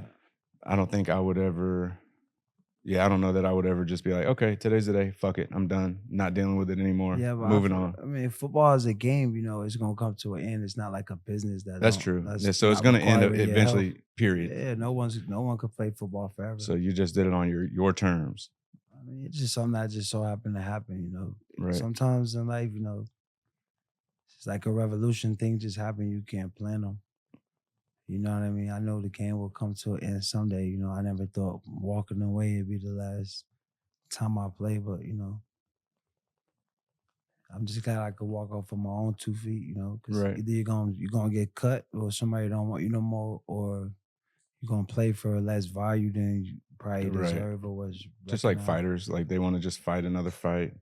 End up I mean, it's all come down to how you want to survive. I right. feel like in the world we live in today, everyone want to point out like, oh, this person or whatever happened in a big moment, but life is a big step, a journey of lots of moments. You know, I think just when you do things that never been done before, or things people never saw happen, or things people could not fathom or they can't understand, because that's what really crazy is. Crazy is someone saying like, "Oh well, I just don't understand why they did that." You know what I mean? Yeah. So that's the easy way to say you don't understand something. To say, "Oh, that's crazy," or "I It's didn't get it," right. or you And know I what I'm mean, it's like saying? it's already part of Yeah, it's it's how people already talk. So it's like, oh, that's yeah, crazy. That's crazy as fuck. yeah, because they don't understand it. But I feel like the more you get with the understanding and you look at things from a hieroglyphic way, where you can see the whole picture, then you understand why things happen or why it went that way. You know what I mean? Yeah. So looking back now, do you think like, Yeah. damn, like, I guess, well, a couple things. Do you regret doing that? No, I feel like everything happened for a reason and to put you in a better situation. You know, life's about moving forward. Right. And for me, you know, I think the best way to move forward when you know like the NFL is not behind your best interest, but I already know that it's a business, you know, in Right. business and football business, you know, they always looking for younger, more experience or whatever. And a part of the game is next. Right. Sometimes I think people playing the game, they forget their number. Right. It's just a number in the game. And, Yeah. you know, football is not who I am, is what I do. Right. And, you know, it's just sad. Some in life now, people like to get to know you by what you do Right. more so what you are. You know what I'm saying? And that's a whole different of people. Like you know, Yeah. I think the celebrities, athletes are in that rare category of humans that get looked at as just what they do. it's like Like, you know, people think Tom Cruise is Mission Impossible always, all day, every day. no, but if Tom Cruise played different roles instead of Mission Impossible, it's like cool. But when a football player or athlete Yeah. do Once it, other things, they're like, oh, he just plays football. yeah, You know what I'm that's true. saying? So it's grateful I've been able to do different things and get other opportunities. You know, obviously being the president for Donda Sports, having a musical distribution deal with video. So, you know, life's about, you know, growing, moving on. I mean, you probably started off Anchor brand and then had another vision. Then it was Turn Up. Bro, I And it started was, tattooing. I you thought know I what would. I I mean? thought I would be a tattoo artist for the rest of my life. Right. And That's why. then That's why I covered my now you got some arms fire and art though. You got some dope art, brother. yeah. Thank you. But That's what I'm saying. It's just a transition of life, man. You never know. Like you couldn't plan yeah, being a tattoo artist and transition to like no, bro. Honestly, you know what, bro? entrepreneur, Like business owner. anytime, Just, anytime people hear that I was a tattoo artist, they can't they believe it. Probably. they can't believe that I stopped. So it's kind of, I mean, not comparing it to football at all, but Yeah. it is one of those things where people, because they think like if you're a tattoo artist, that's something that you are You can always so do. passionate about that Yeah. you're going to do that forever. Yeah. And I was only doing it because that's what was providing for me at the time. Yeah. And the minute that I seen a way out of that, Better opportunities. I never looked back, bro, ever. And that's what life is. Like, yo, you get to do something that you always love. But it's like, what was the purpose of why you did it? You did it to make a better life. Right. You didn't do tattoos because it's like, I just want a tattoo. It's like, yo, no, I'm good at tattoo. I'm a great artist, and I'm gonna do it to make opportunities as long as I can, as long as I can. But when better opportunities and other things that you're passionate about doing, that you want to do, you got to go after it. And that's a part of making a life. Life is so long, you know what I'm saying? You can't just, football. I played 12 years of professional NFL football, and that's a long time, That's a long but it's time. only a short stitch of my life. You know what I mean? And life's about living and having a good life. It's not just about what you're here to do, Yeah. You're really here to make a living. Yeah, I mean, I think it's fascinating that you've managed to, I guess, create this identity outside of football. So it's like now people know you as, bro, people that aren't sports fans might only know you as a rapper, Reality. you know? I mean, I done did Dancing with the Stars. I mean, I done did, How was that? it was pretty cool. Yeah. Challenge. I done did Mass Singing. I mean, Nick Cannon, is that his show? Yeah. The Masked Singer? yeah, so I done did lots of things. I feel like, I'm an entertainer. I think rap is an opportunity of expression, and it's kind of remind me of playing football. It's like if you're a player, you make highlight plays. You got to visualize those highlight plays. Like when I catch the slant pattern, like do I curve the safety or do I stick my foot in the ground and split the safety? Right. So music kind of the same way where you can envision how you want people to feel, what you're going to say. So you can still get that creative, like, you know what I'm saying? Football like feel, but it's just, giving people a feel good, energy. Being Yeah. a human, the highest act you could do is inspire. So I feel like inspiring other athletes, as you know, other athletes coming behind rapping now, making music Right. on the higher scale. So I feel like life's about living and doing what's making you happy and whatever that is. Right.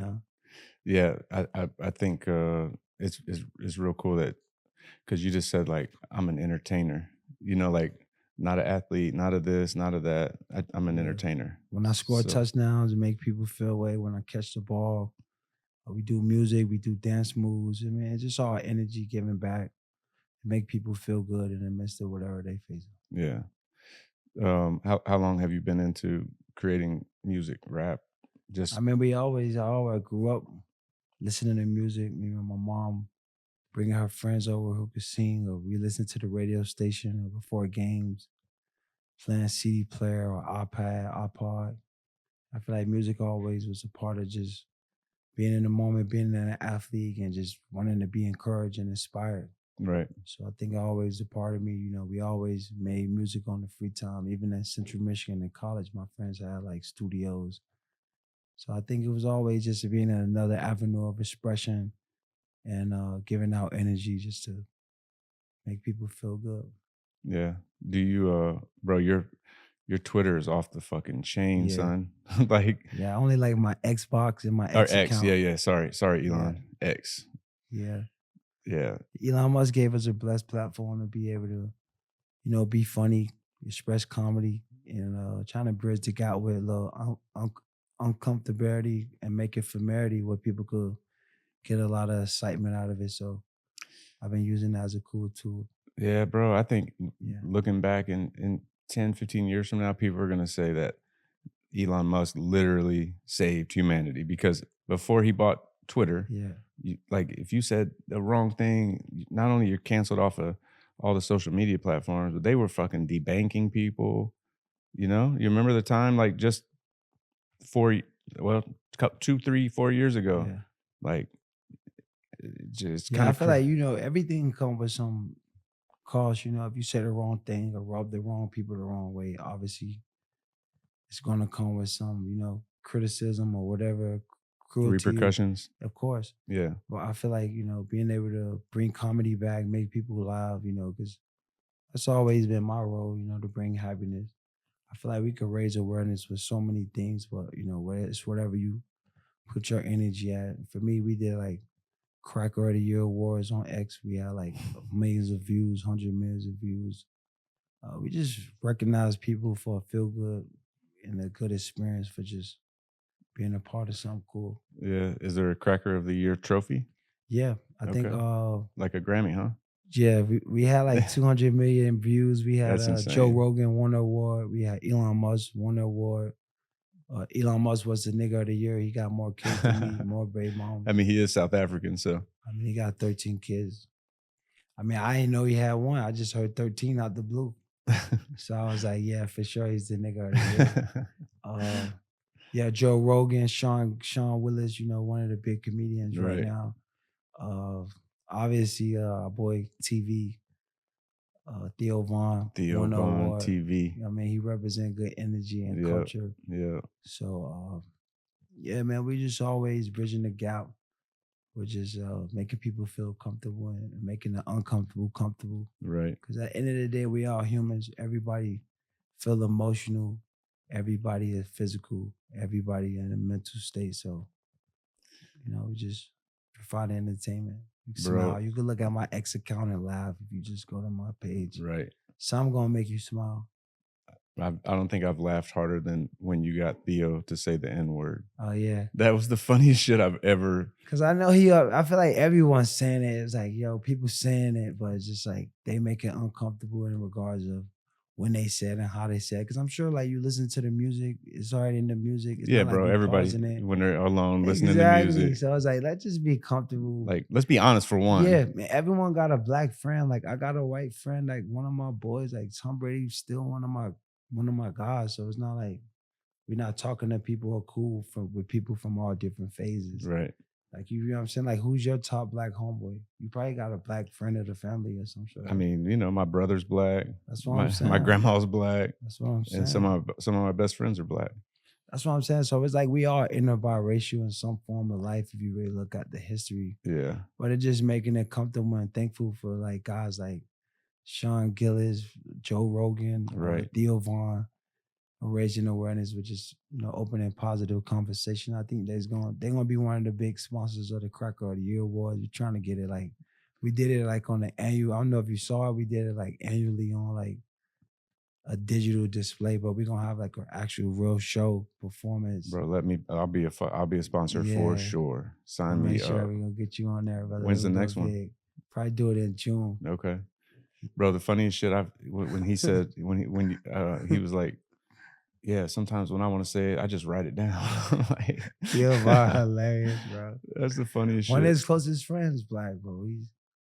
I just feel like publicly, it rub people the different way, but sometimes it's good to show the uncomfortable and make it comfortable. You know what I'm saying? I feel like everyone's have the right to their freedom of speech, and thank Elon Musk for providing the X account where you could say what you want and be what you be, and just know like you can have some comedy and some substance behind it, not to just bring no one down. Yeah, exactly. As long as your intention pure and is right, I feel like people understand it. Yeah, for sure. Yeah. So you say you and Brady are, I don't know if you said y'all were close, but yeah, so we had conversations. We're cool.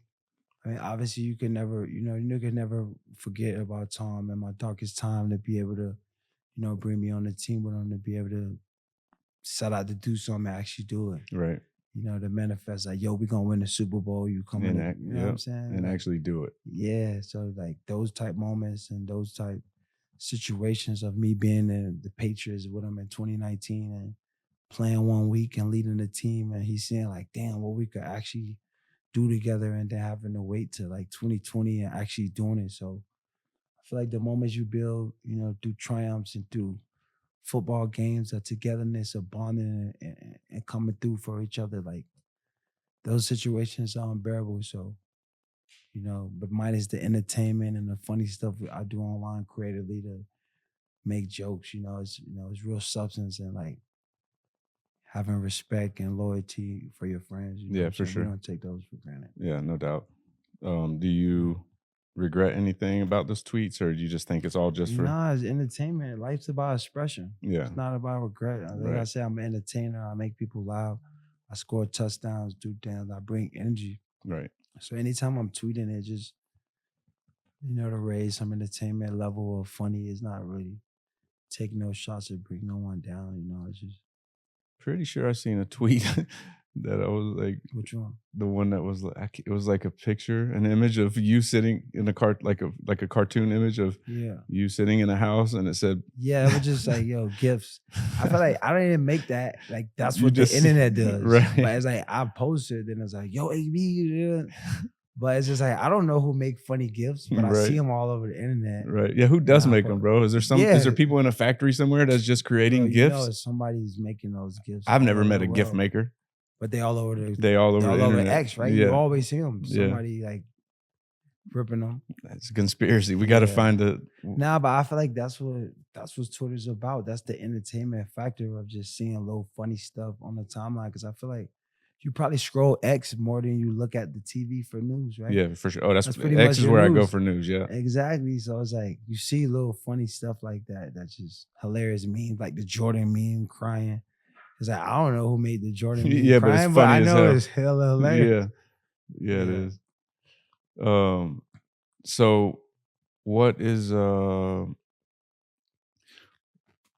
I guess who is the player that you would say impacted you the most positively in your whole, I guess, NFL career? Like a personal player I play with or a player I looked up to.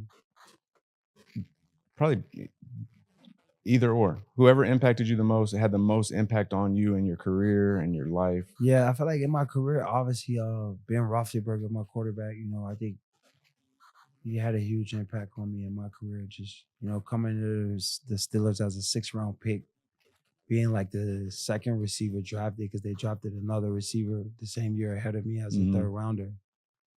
So just to be able to be a rookie and then our coach in a situation where we need to be playing against Baltimore Ravens, it's like 30-19. And then see Ben Roethlisberger like, yo, put AB at the Z and tell him run the go route. Right. And then see like the whole team, like the offensive coordinator, Randy, and these guys put me in position to pretty much win the game. On 30-19 versus the Baltimore Ravens. They put me in a spot they call all go.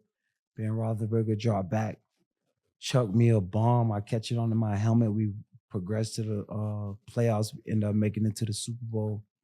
And I think that was my rookie year in 2010. So just over the years was just building his trust and just the process of just becoming the best receiver in the league. And no one's putting up the passing attack that we was able to pass attack, but just to show the journey of just like being that second receiver, having to prove myself. And it's Right. like, he believe it now in the game scenario, they believe it. And then we make that happen in the game scenario. And it's like, the next year I'm at the Pro Bowl, you know what I mean? The next year, so to me, it's just a journey of just, the competitiveness, the spirit of working together and growing as a player. I came out of Central Michigan as a junior. So I was only like 21 years old. Right. So turning 22 and just being able to develop a career and play with a guy like Ben Roethlisberger with such high IQ and such amazing ability, and be able to do what we was able to do is, that's the things kids dream about, going Right. to the NFL, playing with a great championship quarterback, making amazing highlights, leading the NFL and, doing some of the amazing things that I always inspired to do as a kid and, hopefully Right. motivate my kids now. Didn't you start out as a quarterback? Yeah, Or- I played a lot of different positions growing up in Little League, running back, defense, both ways in some scenarios. But I started playing quarterback in high school, but college I was a receiver. What I Okay. mean? College I was a receiver. So that's the and thing that you kind of, Yeah. yeah. I mean, okay. high school is like you want to get the ball every play, so the quarterback get a chance to Yeah. touch the ball every play, especially if you're an athlete. But in college I played receiver, NFL receiver. My dad was a wide receiver. So yeah. How many times have you been to the Super Bowl? 2 times. Got 1 ring. Yes, sir. How was that, bro? Like that's the pinnacle, right? Like that's why. I mean, that's what you play to be a champion. Like no one remember players, they remember champions. That's right. That's the first thing people ask is how many rings does he got? That's all that matters. That's it. With the Jordan You're a and champion LeBron, it's like how many rings does he got? Yeah. I feel like just to know you're a champion and you could get in those rooms is admirable, cool. You know, that's what you fathom as a player. Like Yeah. get that whole experience of just being number one. Right. Yeah. Yeah. That changed the way you fucking walked after that, right? You're I feel like it just solidified, like, I mean, because it's all start over. Like the battle. I know, right? It's like now do it again. Now we're back. Yeah, now you're back at the beginning. Yeah, that's so crazy. So it's just, I mean, it's always a blessing, but you just understand how hard it is to just make it there and to actually win. Yeah. You know what I mean? Some people never get that chance ever. Right. So, how great for you was just to be a champion, test to the teammates, test to the organization, test to, everybody part of that process. Right.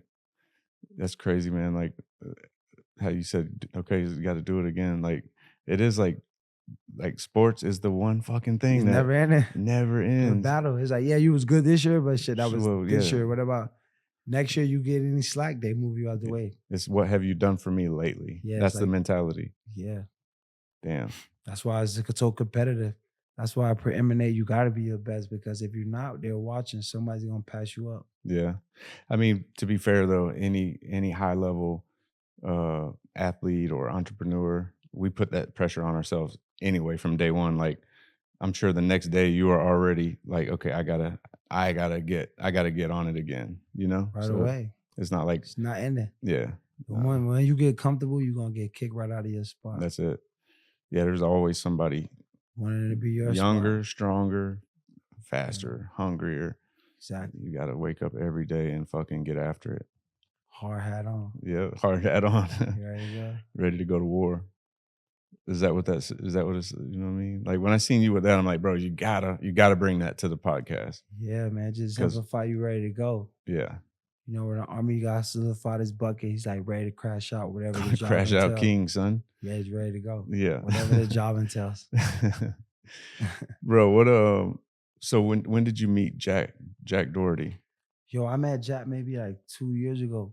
Right. Okay. And just screaming and stuff. Tell him come through. Young kid, man, really successful, got a big heart. Yeah. Doing a lot of business, taking care of a lot of people. Yeah. Just see him as a good young businessman, got like 5-6 business. Yeah. I know a lot of people just see him as a funny kid online who just disrespectful or just doing a lot of crazy things, but he actually a smart individual, smart kid, doing great business for himself. I admire him for that, man. Just being a young kid that's admirable with taking care of business. Yeah. Running his business well. You see him screaming every day, doing whatever it takes to represent different brands. And right. Cool guy, man. And he loves just being an adventurous, busting his ass or right. falling down for other people's lives. You just tell he's just pure soul. Yeah. No, he's so when I did the podcast with him, I left with a whole different perspective of him, because like really smart. First of all, he's super intelligent. Yeah, really smart. Really good with business.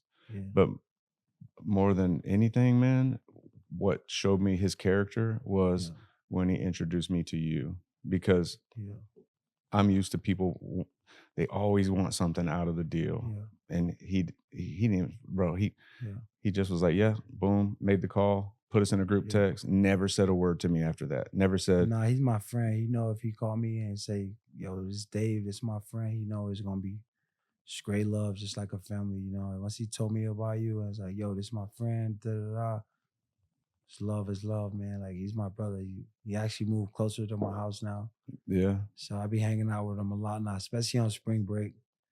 I've been chilling with Jack a lot. He come in the studio. It's always good to see his presence and I have him around, He's like my little brother, man. I met his dad, met his mom. So, I only want nothing but success from him. I'm like his brother. So, like, me and his dad, me and him, his dad, my kids, we rode dirt bikes before.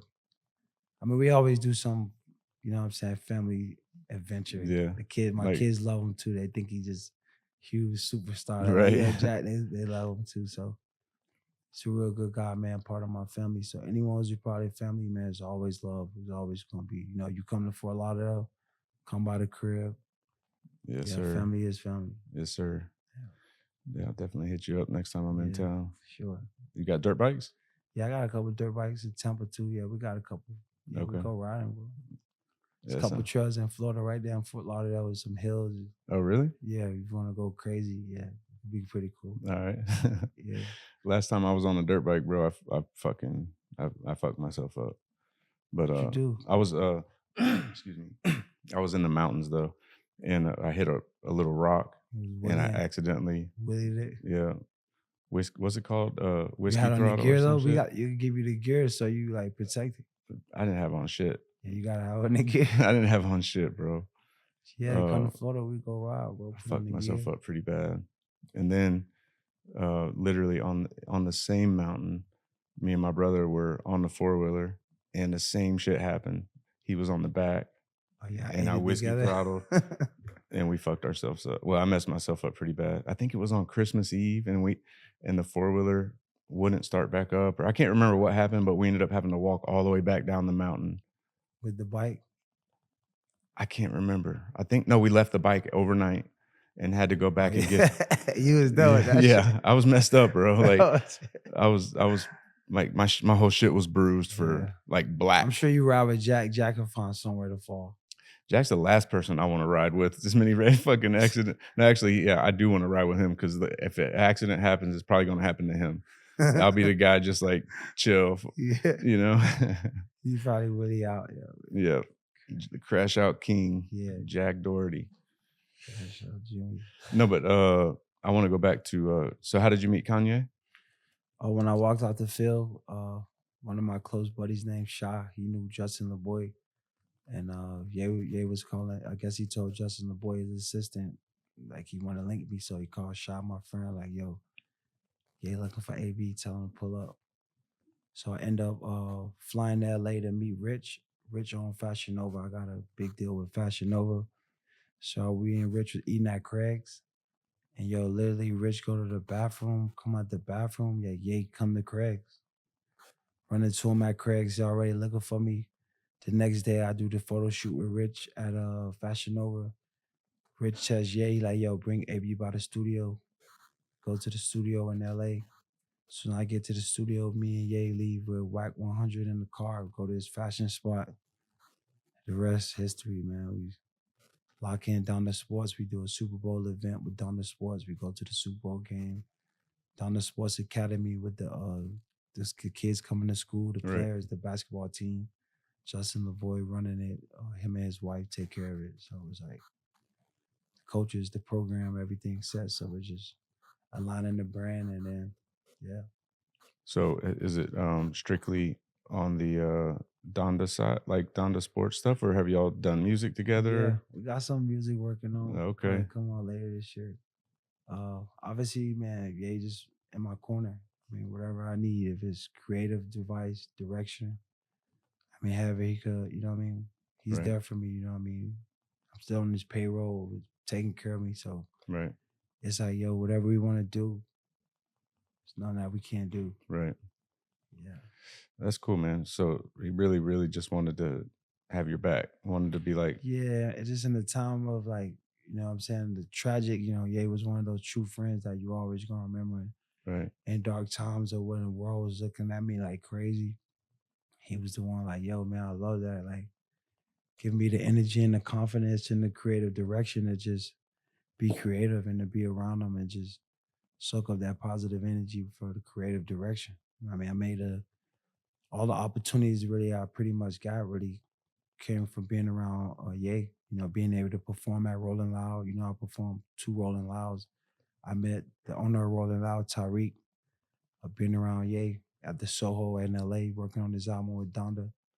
Roy Lamana, I got a 300,000 distribution deal, you know what I'm saying, out in LA, bringing them to the Soho when I was with Ye. Right. You know what I mean? All the production on some of my music, you know, it's been listened to by Ye, you know, the sports deal and the marketing opportunities that we had with signing players like Jaylen Brown and other players with Donda Sports. through Ye. Obviously Ye had some reaction that made people feel uncomfortable and put some of the players in an awkward situation in regards of their public image, so they had to take a step back. But in regards of the sports brand and the people that was coming in behind it, the Kyrie Irvings, and it's been a blessing. It's only trajecting in the right way. Rob Dillingham drafted first round pick from Donda Academy. So Ye is all gas, no brakes, no filter, no way to fucking. I 'Cause- feel like he's a guy who like to express himself. Sometimes it make people uncomfortable, but we all got the freedom of expression. You know what I'm saying? And it's just he's a public figure, and people don't like people of that stature to be that way. But he's also an artist and being creative, Right. and he's marketing his brand and selling products. So it's like you gotta understand.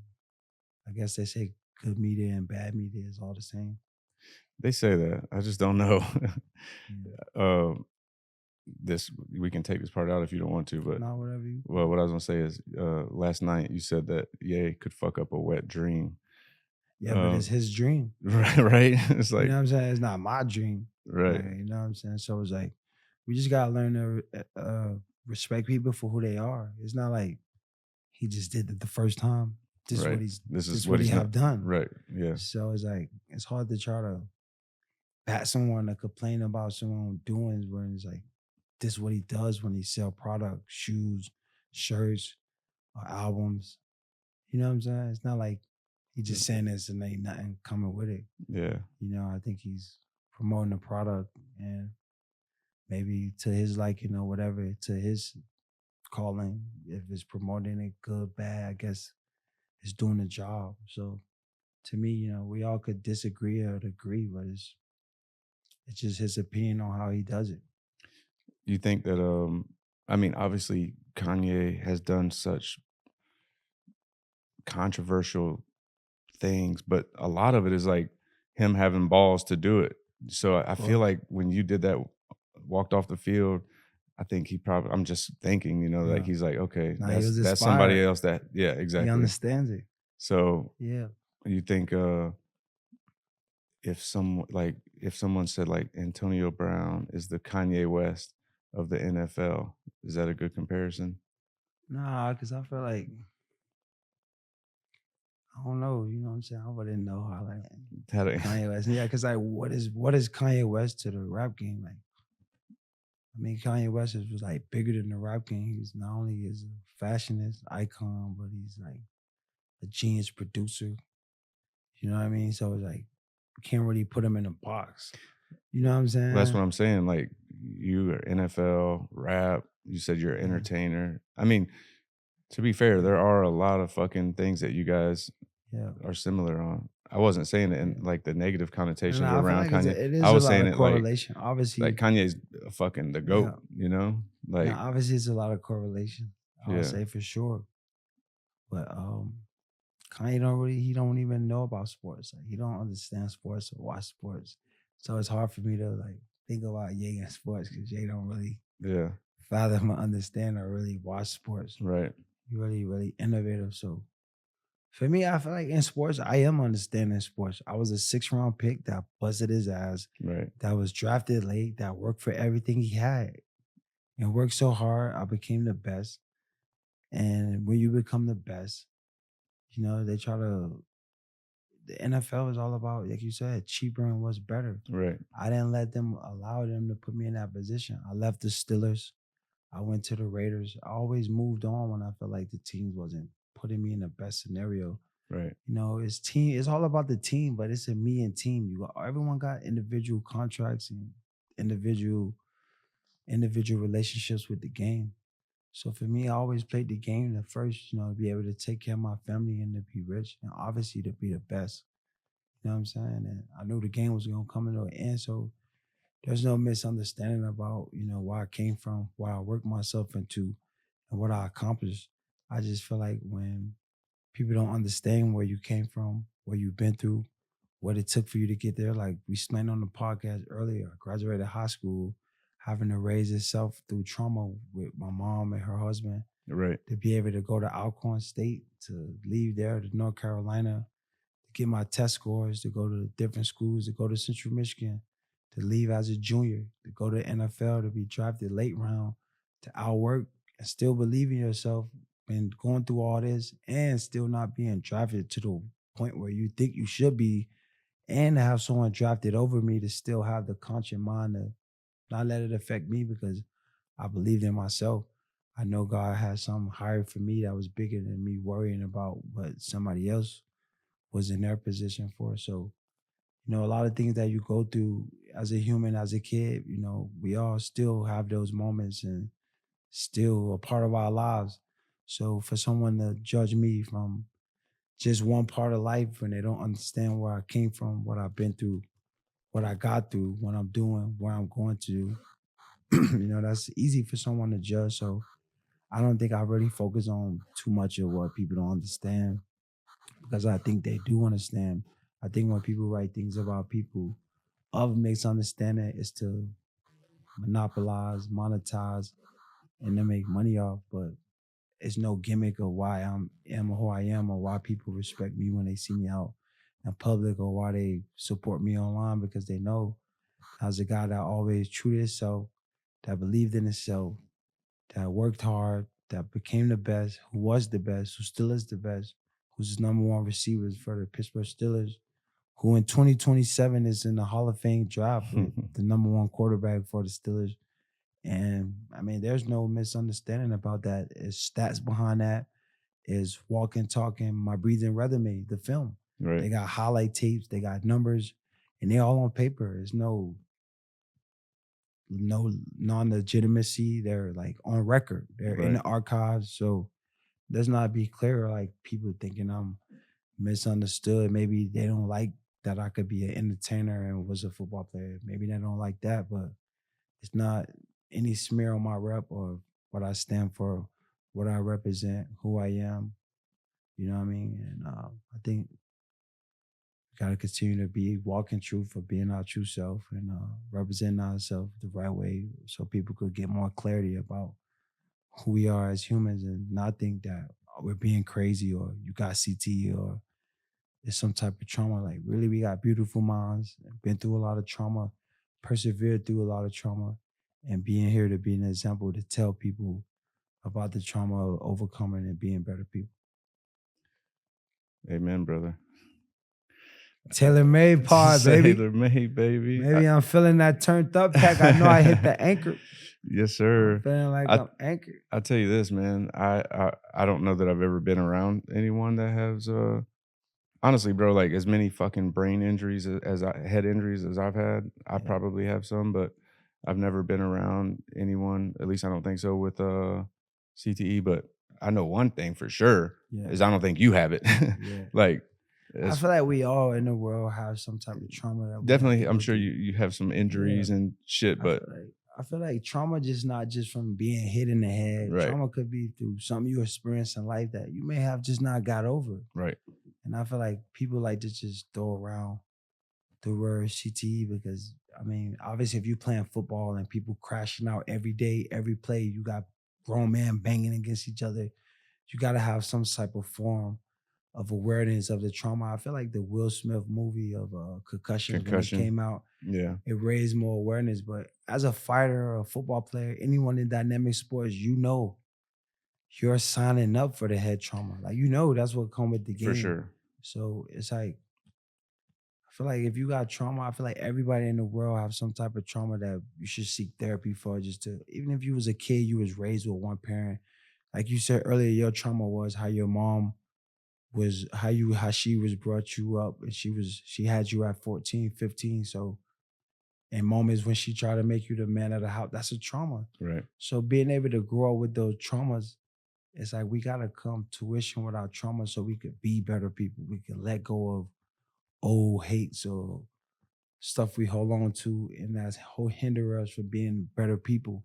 You know what I'm saying? So I feel like trauma is something as humans we go through, and it's a part of life. Like life is not meant to not live. Either if you got a health problem, or someone passed in your family, or you was raised a certain way or someone treated you a certain way and you can't get over it. Whatever your trauma might be, we all have something that we face as humans that we need to get therapy or work on and be better people. And I encourage everyone, not just if you're a football player, if you're a businessman and you're taking care of a staff of 200 people and you got to deal with 200 personalities, it's some type of trauma. You know what I'm saying? So as humans, we all have to be better and seek therapy of talking to someone that don't have affiliation or want nothing from you, could just give you positive feedback Right. so you can see things in a higher level so you can emanate togetherness and happiness Yeah. and things that don't really have no intangible value that people don't see to the real value in the world. True. Yeah, I think that the media has put this fucking negative connotation on even just the phrase CTE, but Mhm. the way you just explained it, it's like, yeah, of course you're gonna have some fucking trauma. Yeah. Anybody who does a fucking gladiator sport of course you're gonna have your knees are gonna be fucked up, your shoulder, Right. like that's the Yeah. fucking trauma. It's a part of it. You That's know what part you of it. signed up That's for. right. Yes, sir. You know? All right. So we know we got to ask some fan favorites. Let's do As it. soon as people found out that I was going to have AB on the pod, Let's do they it. started sending the questions. Ask him this, Yeah. ask him that. The number one request is, Yeah. will you bring back the Lego hair? They want the Lego hair back. Maybe for the Hall of Fame, I'll bring it back. 2027, I'll bring back the Lego hair for the Hall of Fame. Okay, bet. Because I know that's probably be the Hall of Fame picture with the hair for the Steelers. All right. Well, just y'all remember that Saylor made it happen. If it wasn't for this podcast, That's where you got it. Sailor Made Pod gave you that exclusive. that's it. What was the most embarrassing moment, if any? Embarrassing? Yeah. I feel like nothing could be embarrassing, man. Like, I grew up in Liberty City where my mom used to have an EBT card, right? It was like a red, white, and blue card. I've had that. I've seen Yeah, it. I when know you it. go to the grocery store, like only the people that really don't got a lot of money have Yeah. this card. So like, to me, ain't nothing really what's could be embarrassing. That's a fucking very good Yeah, perspective, like, bro. whatever. That's a very good Yeah, I'll perspective. make a joke out of it. So Yeah. whenever it'll be embarrassing, I'll probably just make a joke out of it. Yeah, you know what, bro? Like, what I love about you is that instead of just answering the question with like an embarrassing moment that happened, you always reflect and say some shit that's like that's got me fucking like, damn, that's facts. I was embarrassed as fuck to go pay with that damn food stamp Yeah. card. So if No, I can could deal be- with that, yeah, what the fuck else? what's gonna Yeah, I'll bother make a me joke now? out of it. Yeah, I farted, whatever. Yeah. Okay, bet. Let's see. If you could, this is a question. If you could play one last game, who would your quarterback be, or who would your quarterback and team, and who would you face? Just if you had to, if you Nice. could just dream team it up. Yo, if I could play one more time, my quarterback probably be Ben Roethlisberger. I'll tell him, yo, throw me all the passes, like the whole first 2 quarters, just throw me all the passes. And it'd probably be like against Richard Sherman and the Seahawks. Like, yeah.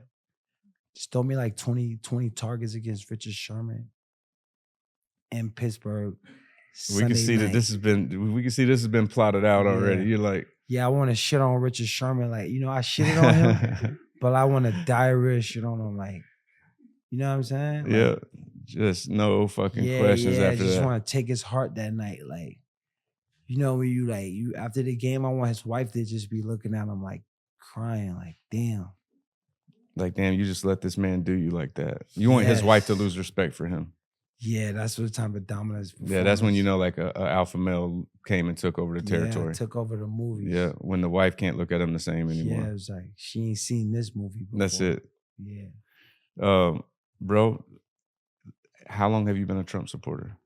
I've always been a Trump supporter. My first time being on the phone with Trump, when I was playing with Tom Brady in 2020, I had a chance to get on the phone with him, and then to be able to have his team reach out to me to be able to support him. Yep. And to go speak in Latrobe where we do training camp for Pittsburgh.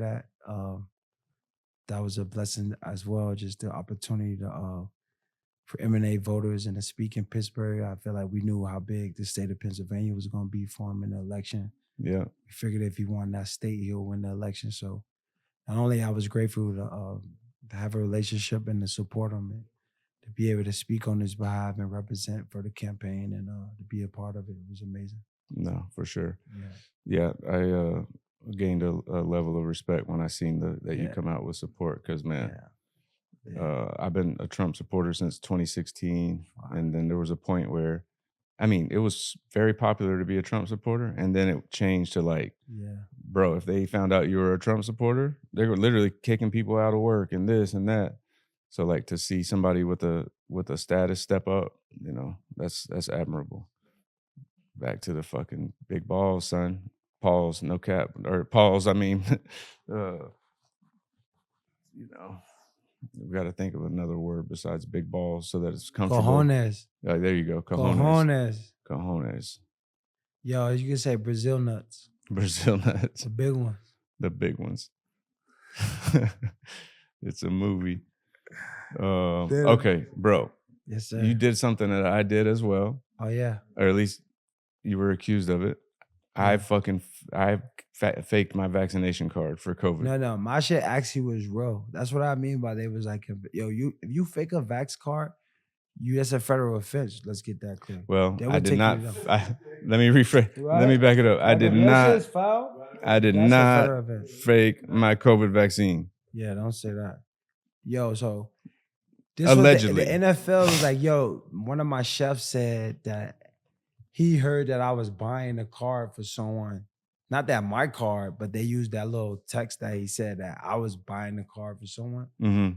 They started investigating me. But usually when they investigate you and say that, once they put it out there, you suspend it and they investigate it, you know, they never come back to tell the narrative like, oh, we found out it wasn't. You know, they just move on. You know what I'm saying? So that's a part of the media that's not cool. It's like there's no like code of ethics with the media. It's not like, oh, if we made a mistake, oh, we could come back out and say, oh, I apologize. No, they should have to though. Yeah, you know, but they don't. Yeah, because this is a business of money. It's not like they got a code of ethics or they got some type of ethicals they got to stick to. It's like whatever they roll out is out. They don't care. It's not even news anymore. It's just entertainment on their side because they'll do a whole 30-minute article about AB, and then if they got it wrong, even if they do come out and apologize, it'll be a 30-second thing.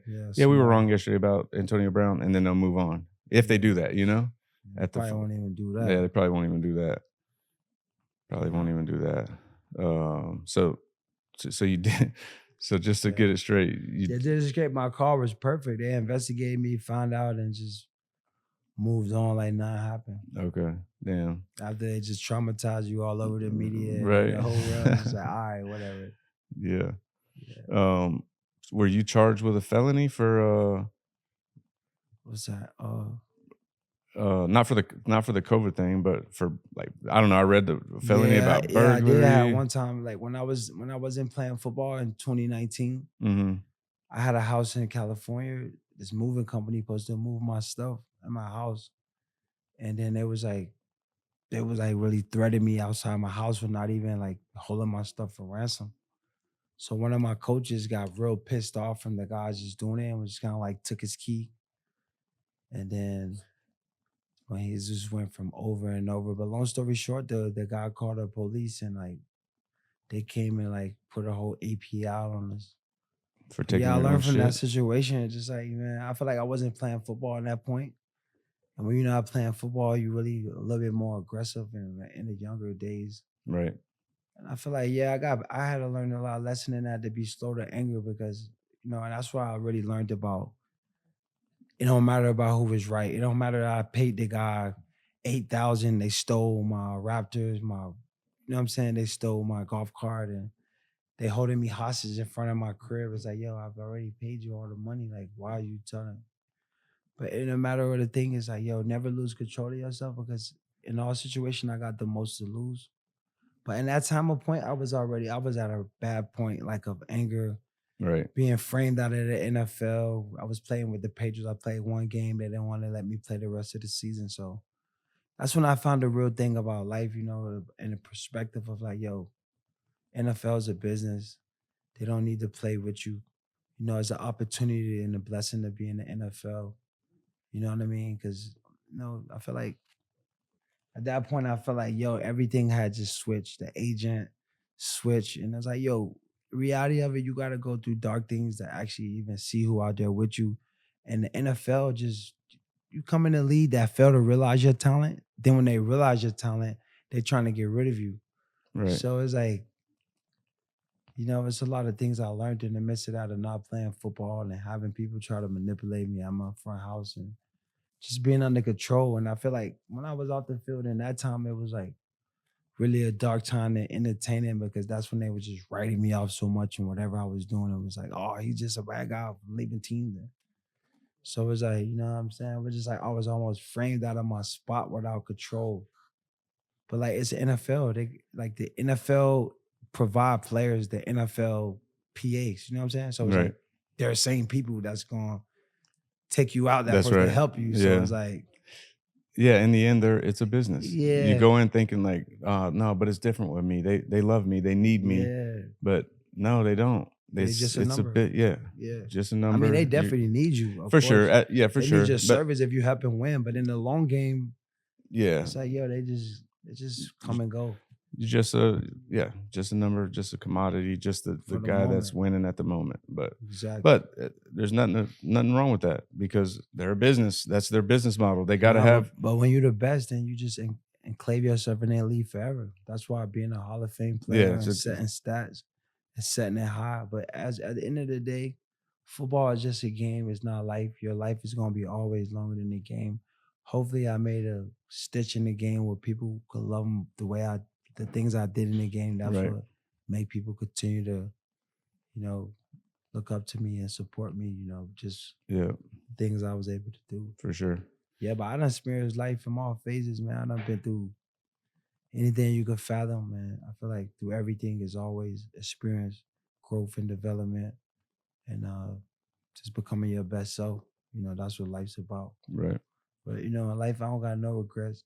I feel like everything that happened was opportunity for me to, better myself and grow, and to find out who I am as a man. One thing about life, you never stop, and you can never stop pressing on, moving forward. The day you stop is the day when you ready to be stopped. That's So right. for me, I take the good with the bad, and you know what I'm saying? It didn't make me or break me. You know what I'm Right. saying? None of it. Yeah, brother, I appreciate this this time. I've Thank learned. I feel like I've learned a lot about you. Fucking love your energy, your thoughtfulness. Love your vibes, brother. It was great to have you here. Appreciate you coming and blessing us, Taylor made gracing part, us. baby. Right to the movie. Yes, sir. Saylor made. Taylor made. Taylor. Taylor made part. I get it because of fucking Taylor Gang, Wiz Khalifa, Taylor Gang. But this is Saylor Gang on this side. Yep, Saylor made. But anyway, I appreciate you, brother. Thanks for having me, man. It was a blessing, brother. Yeah, Thanks for great inviting me. to spend some time with you, man. Blessing.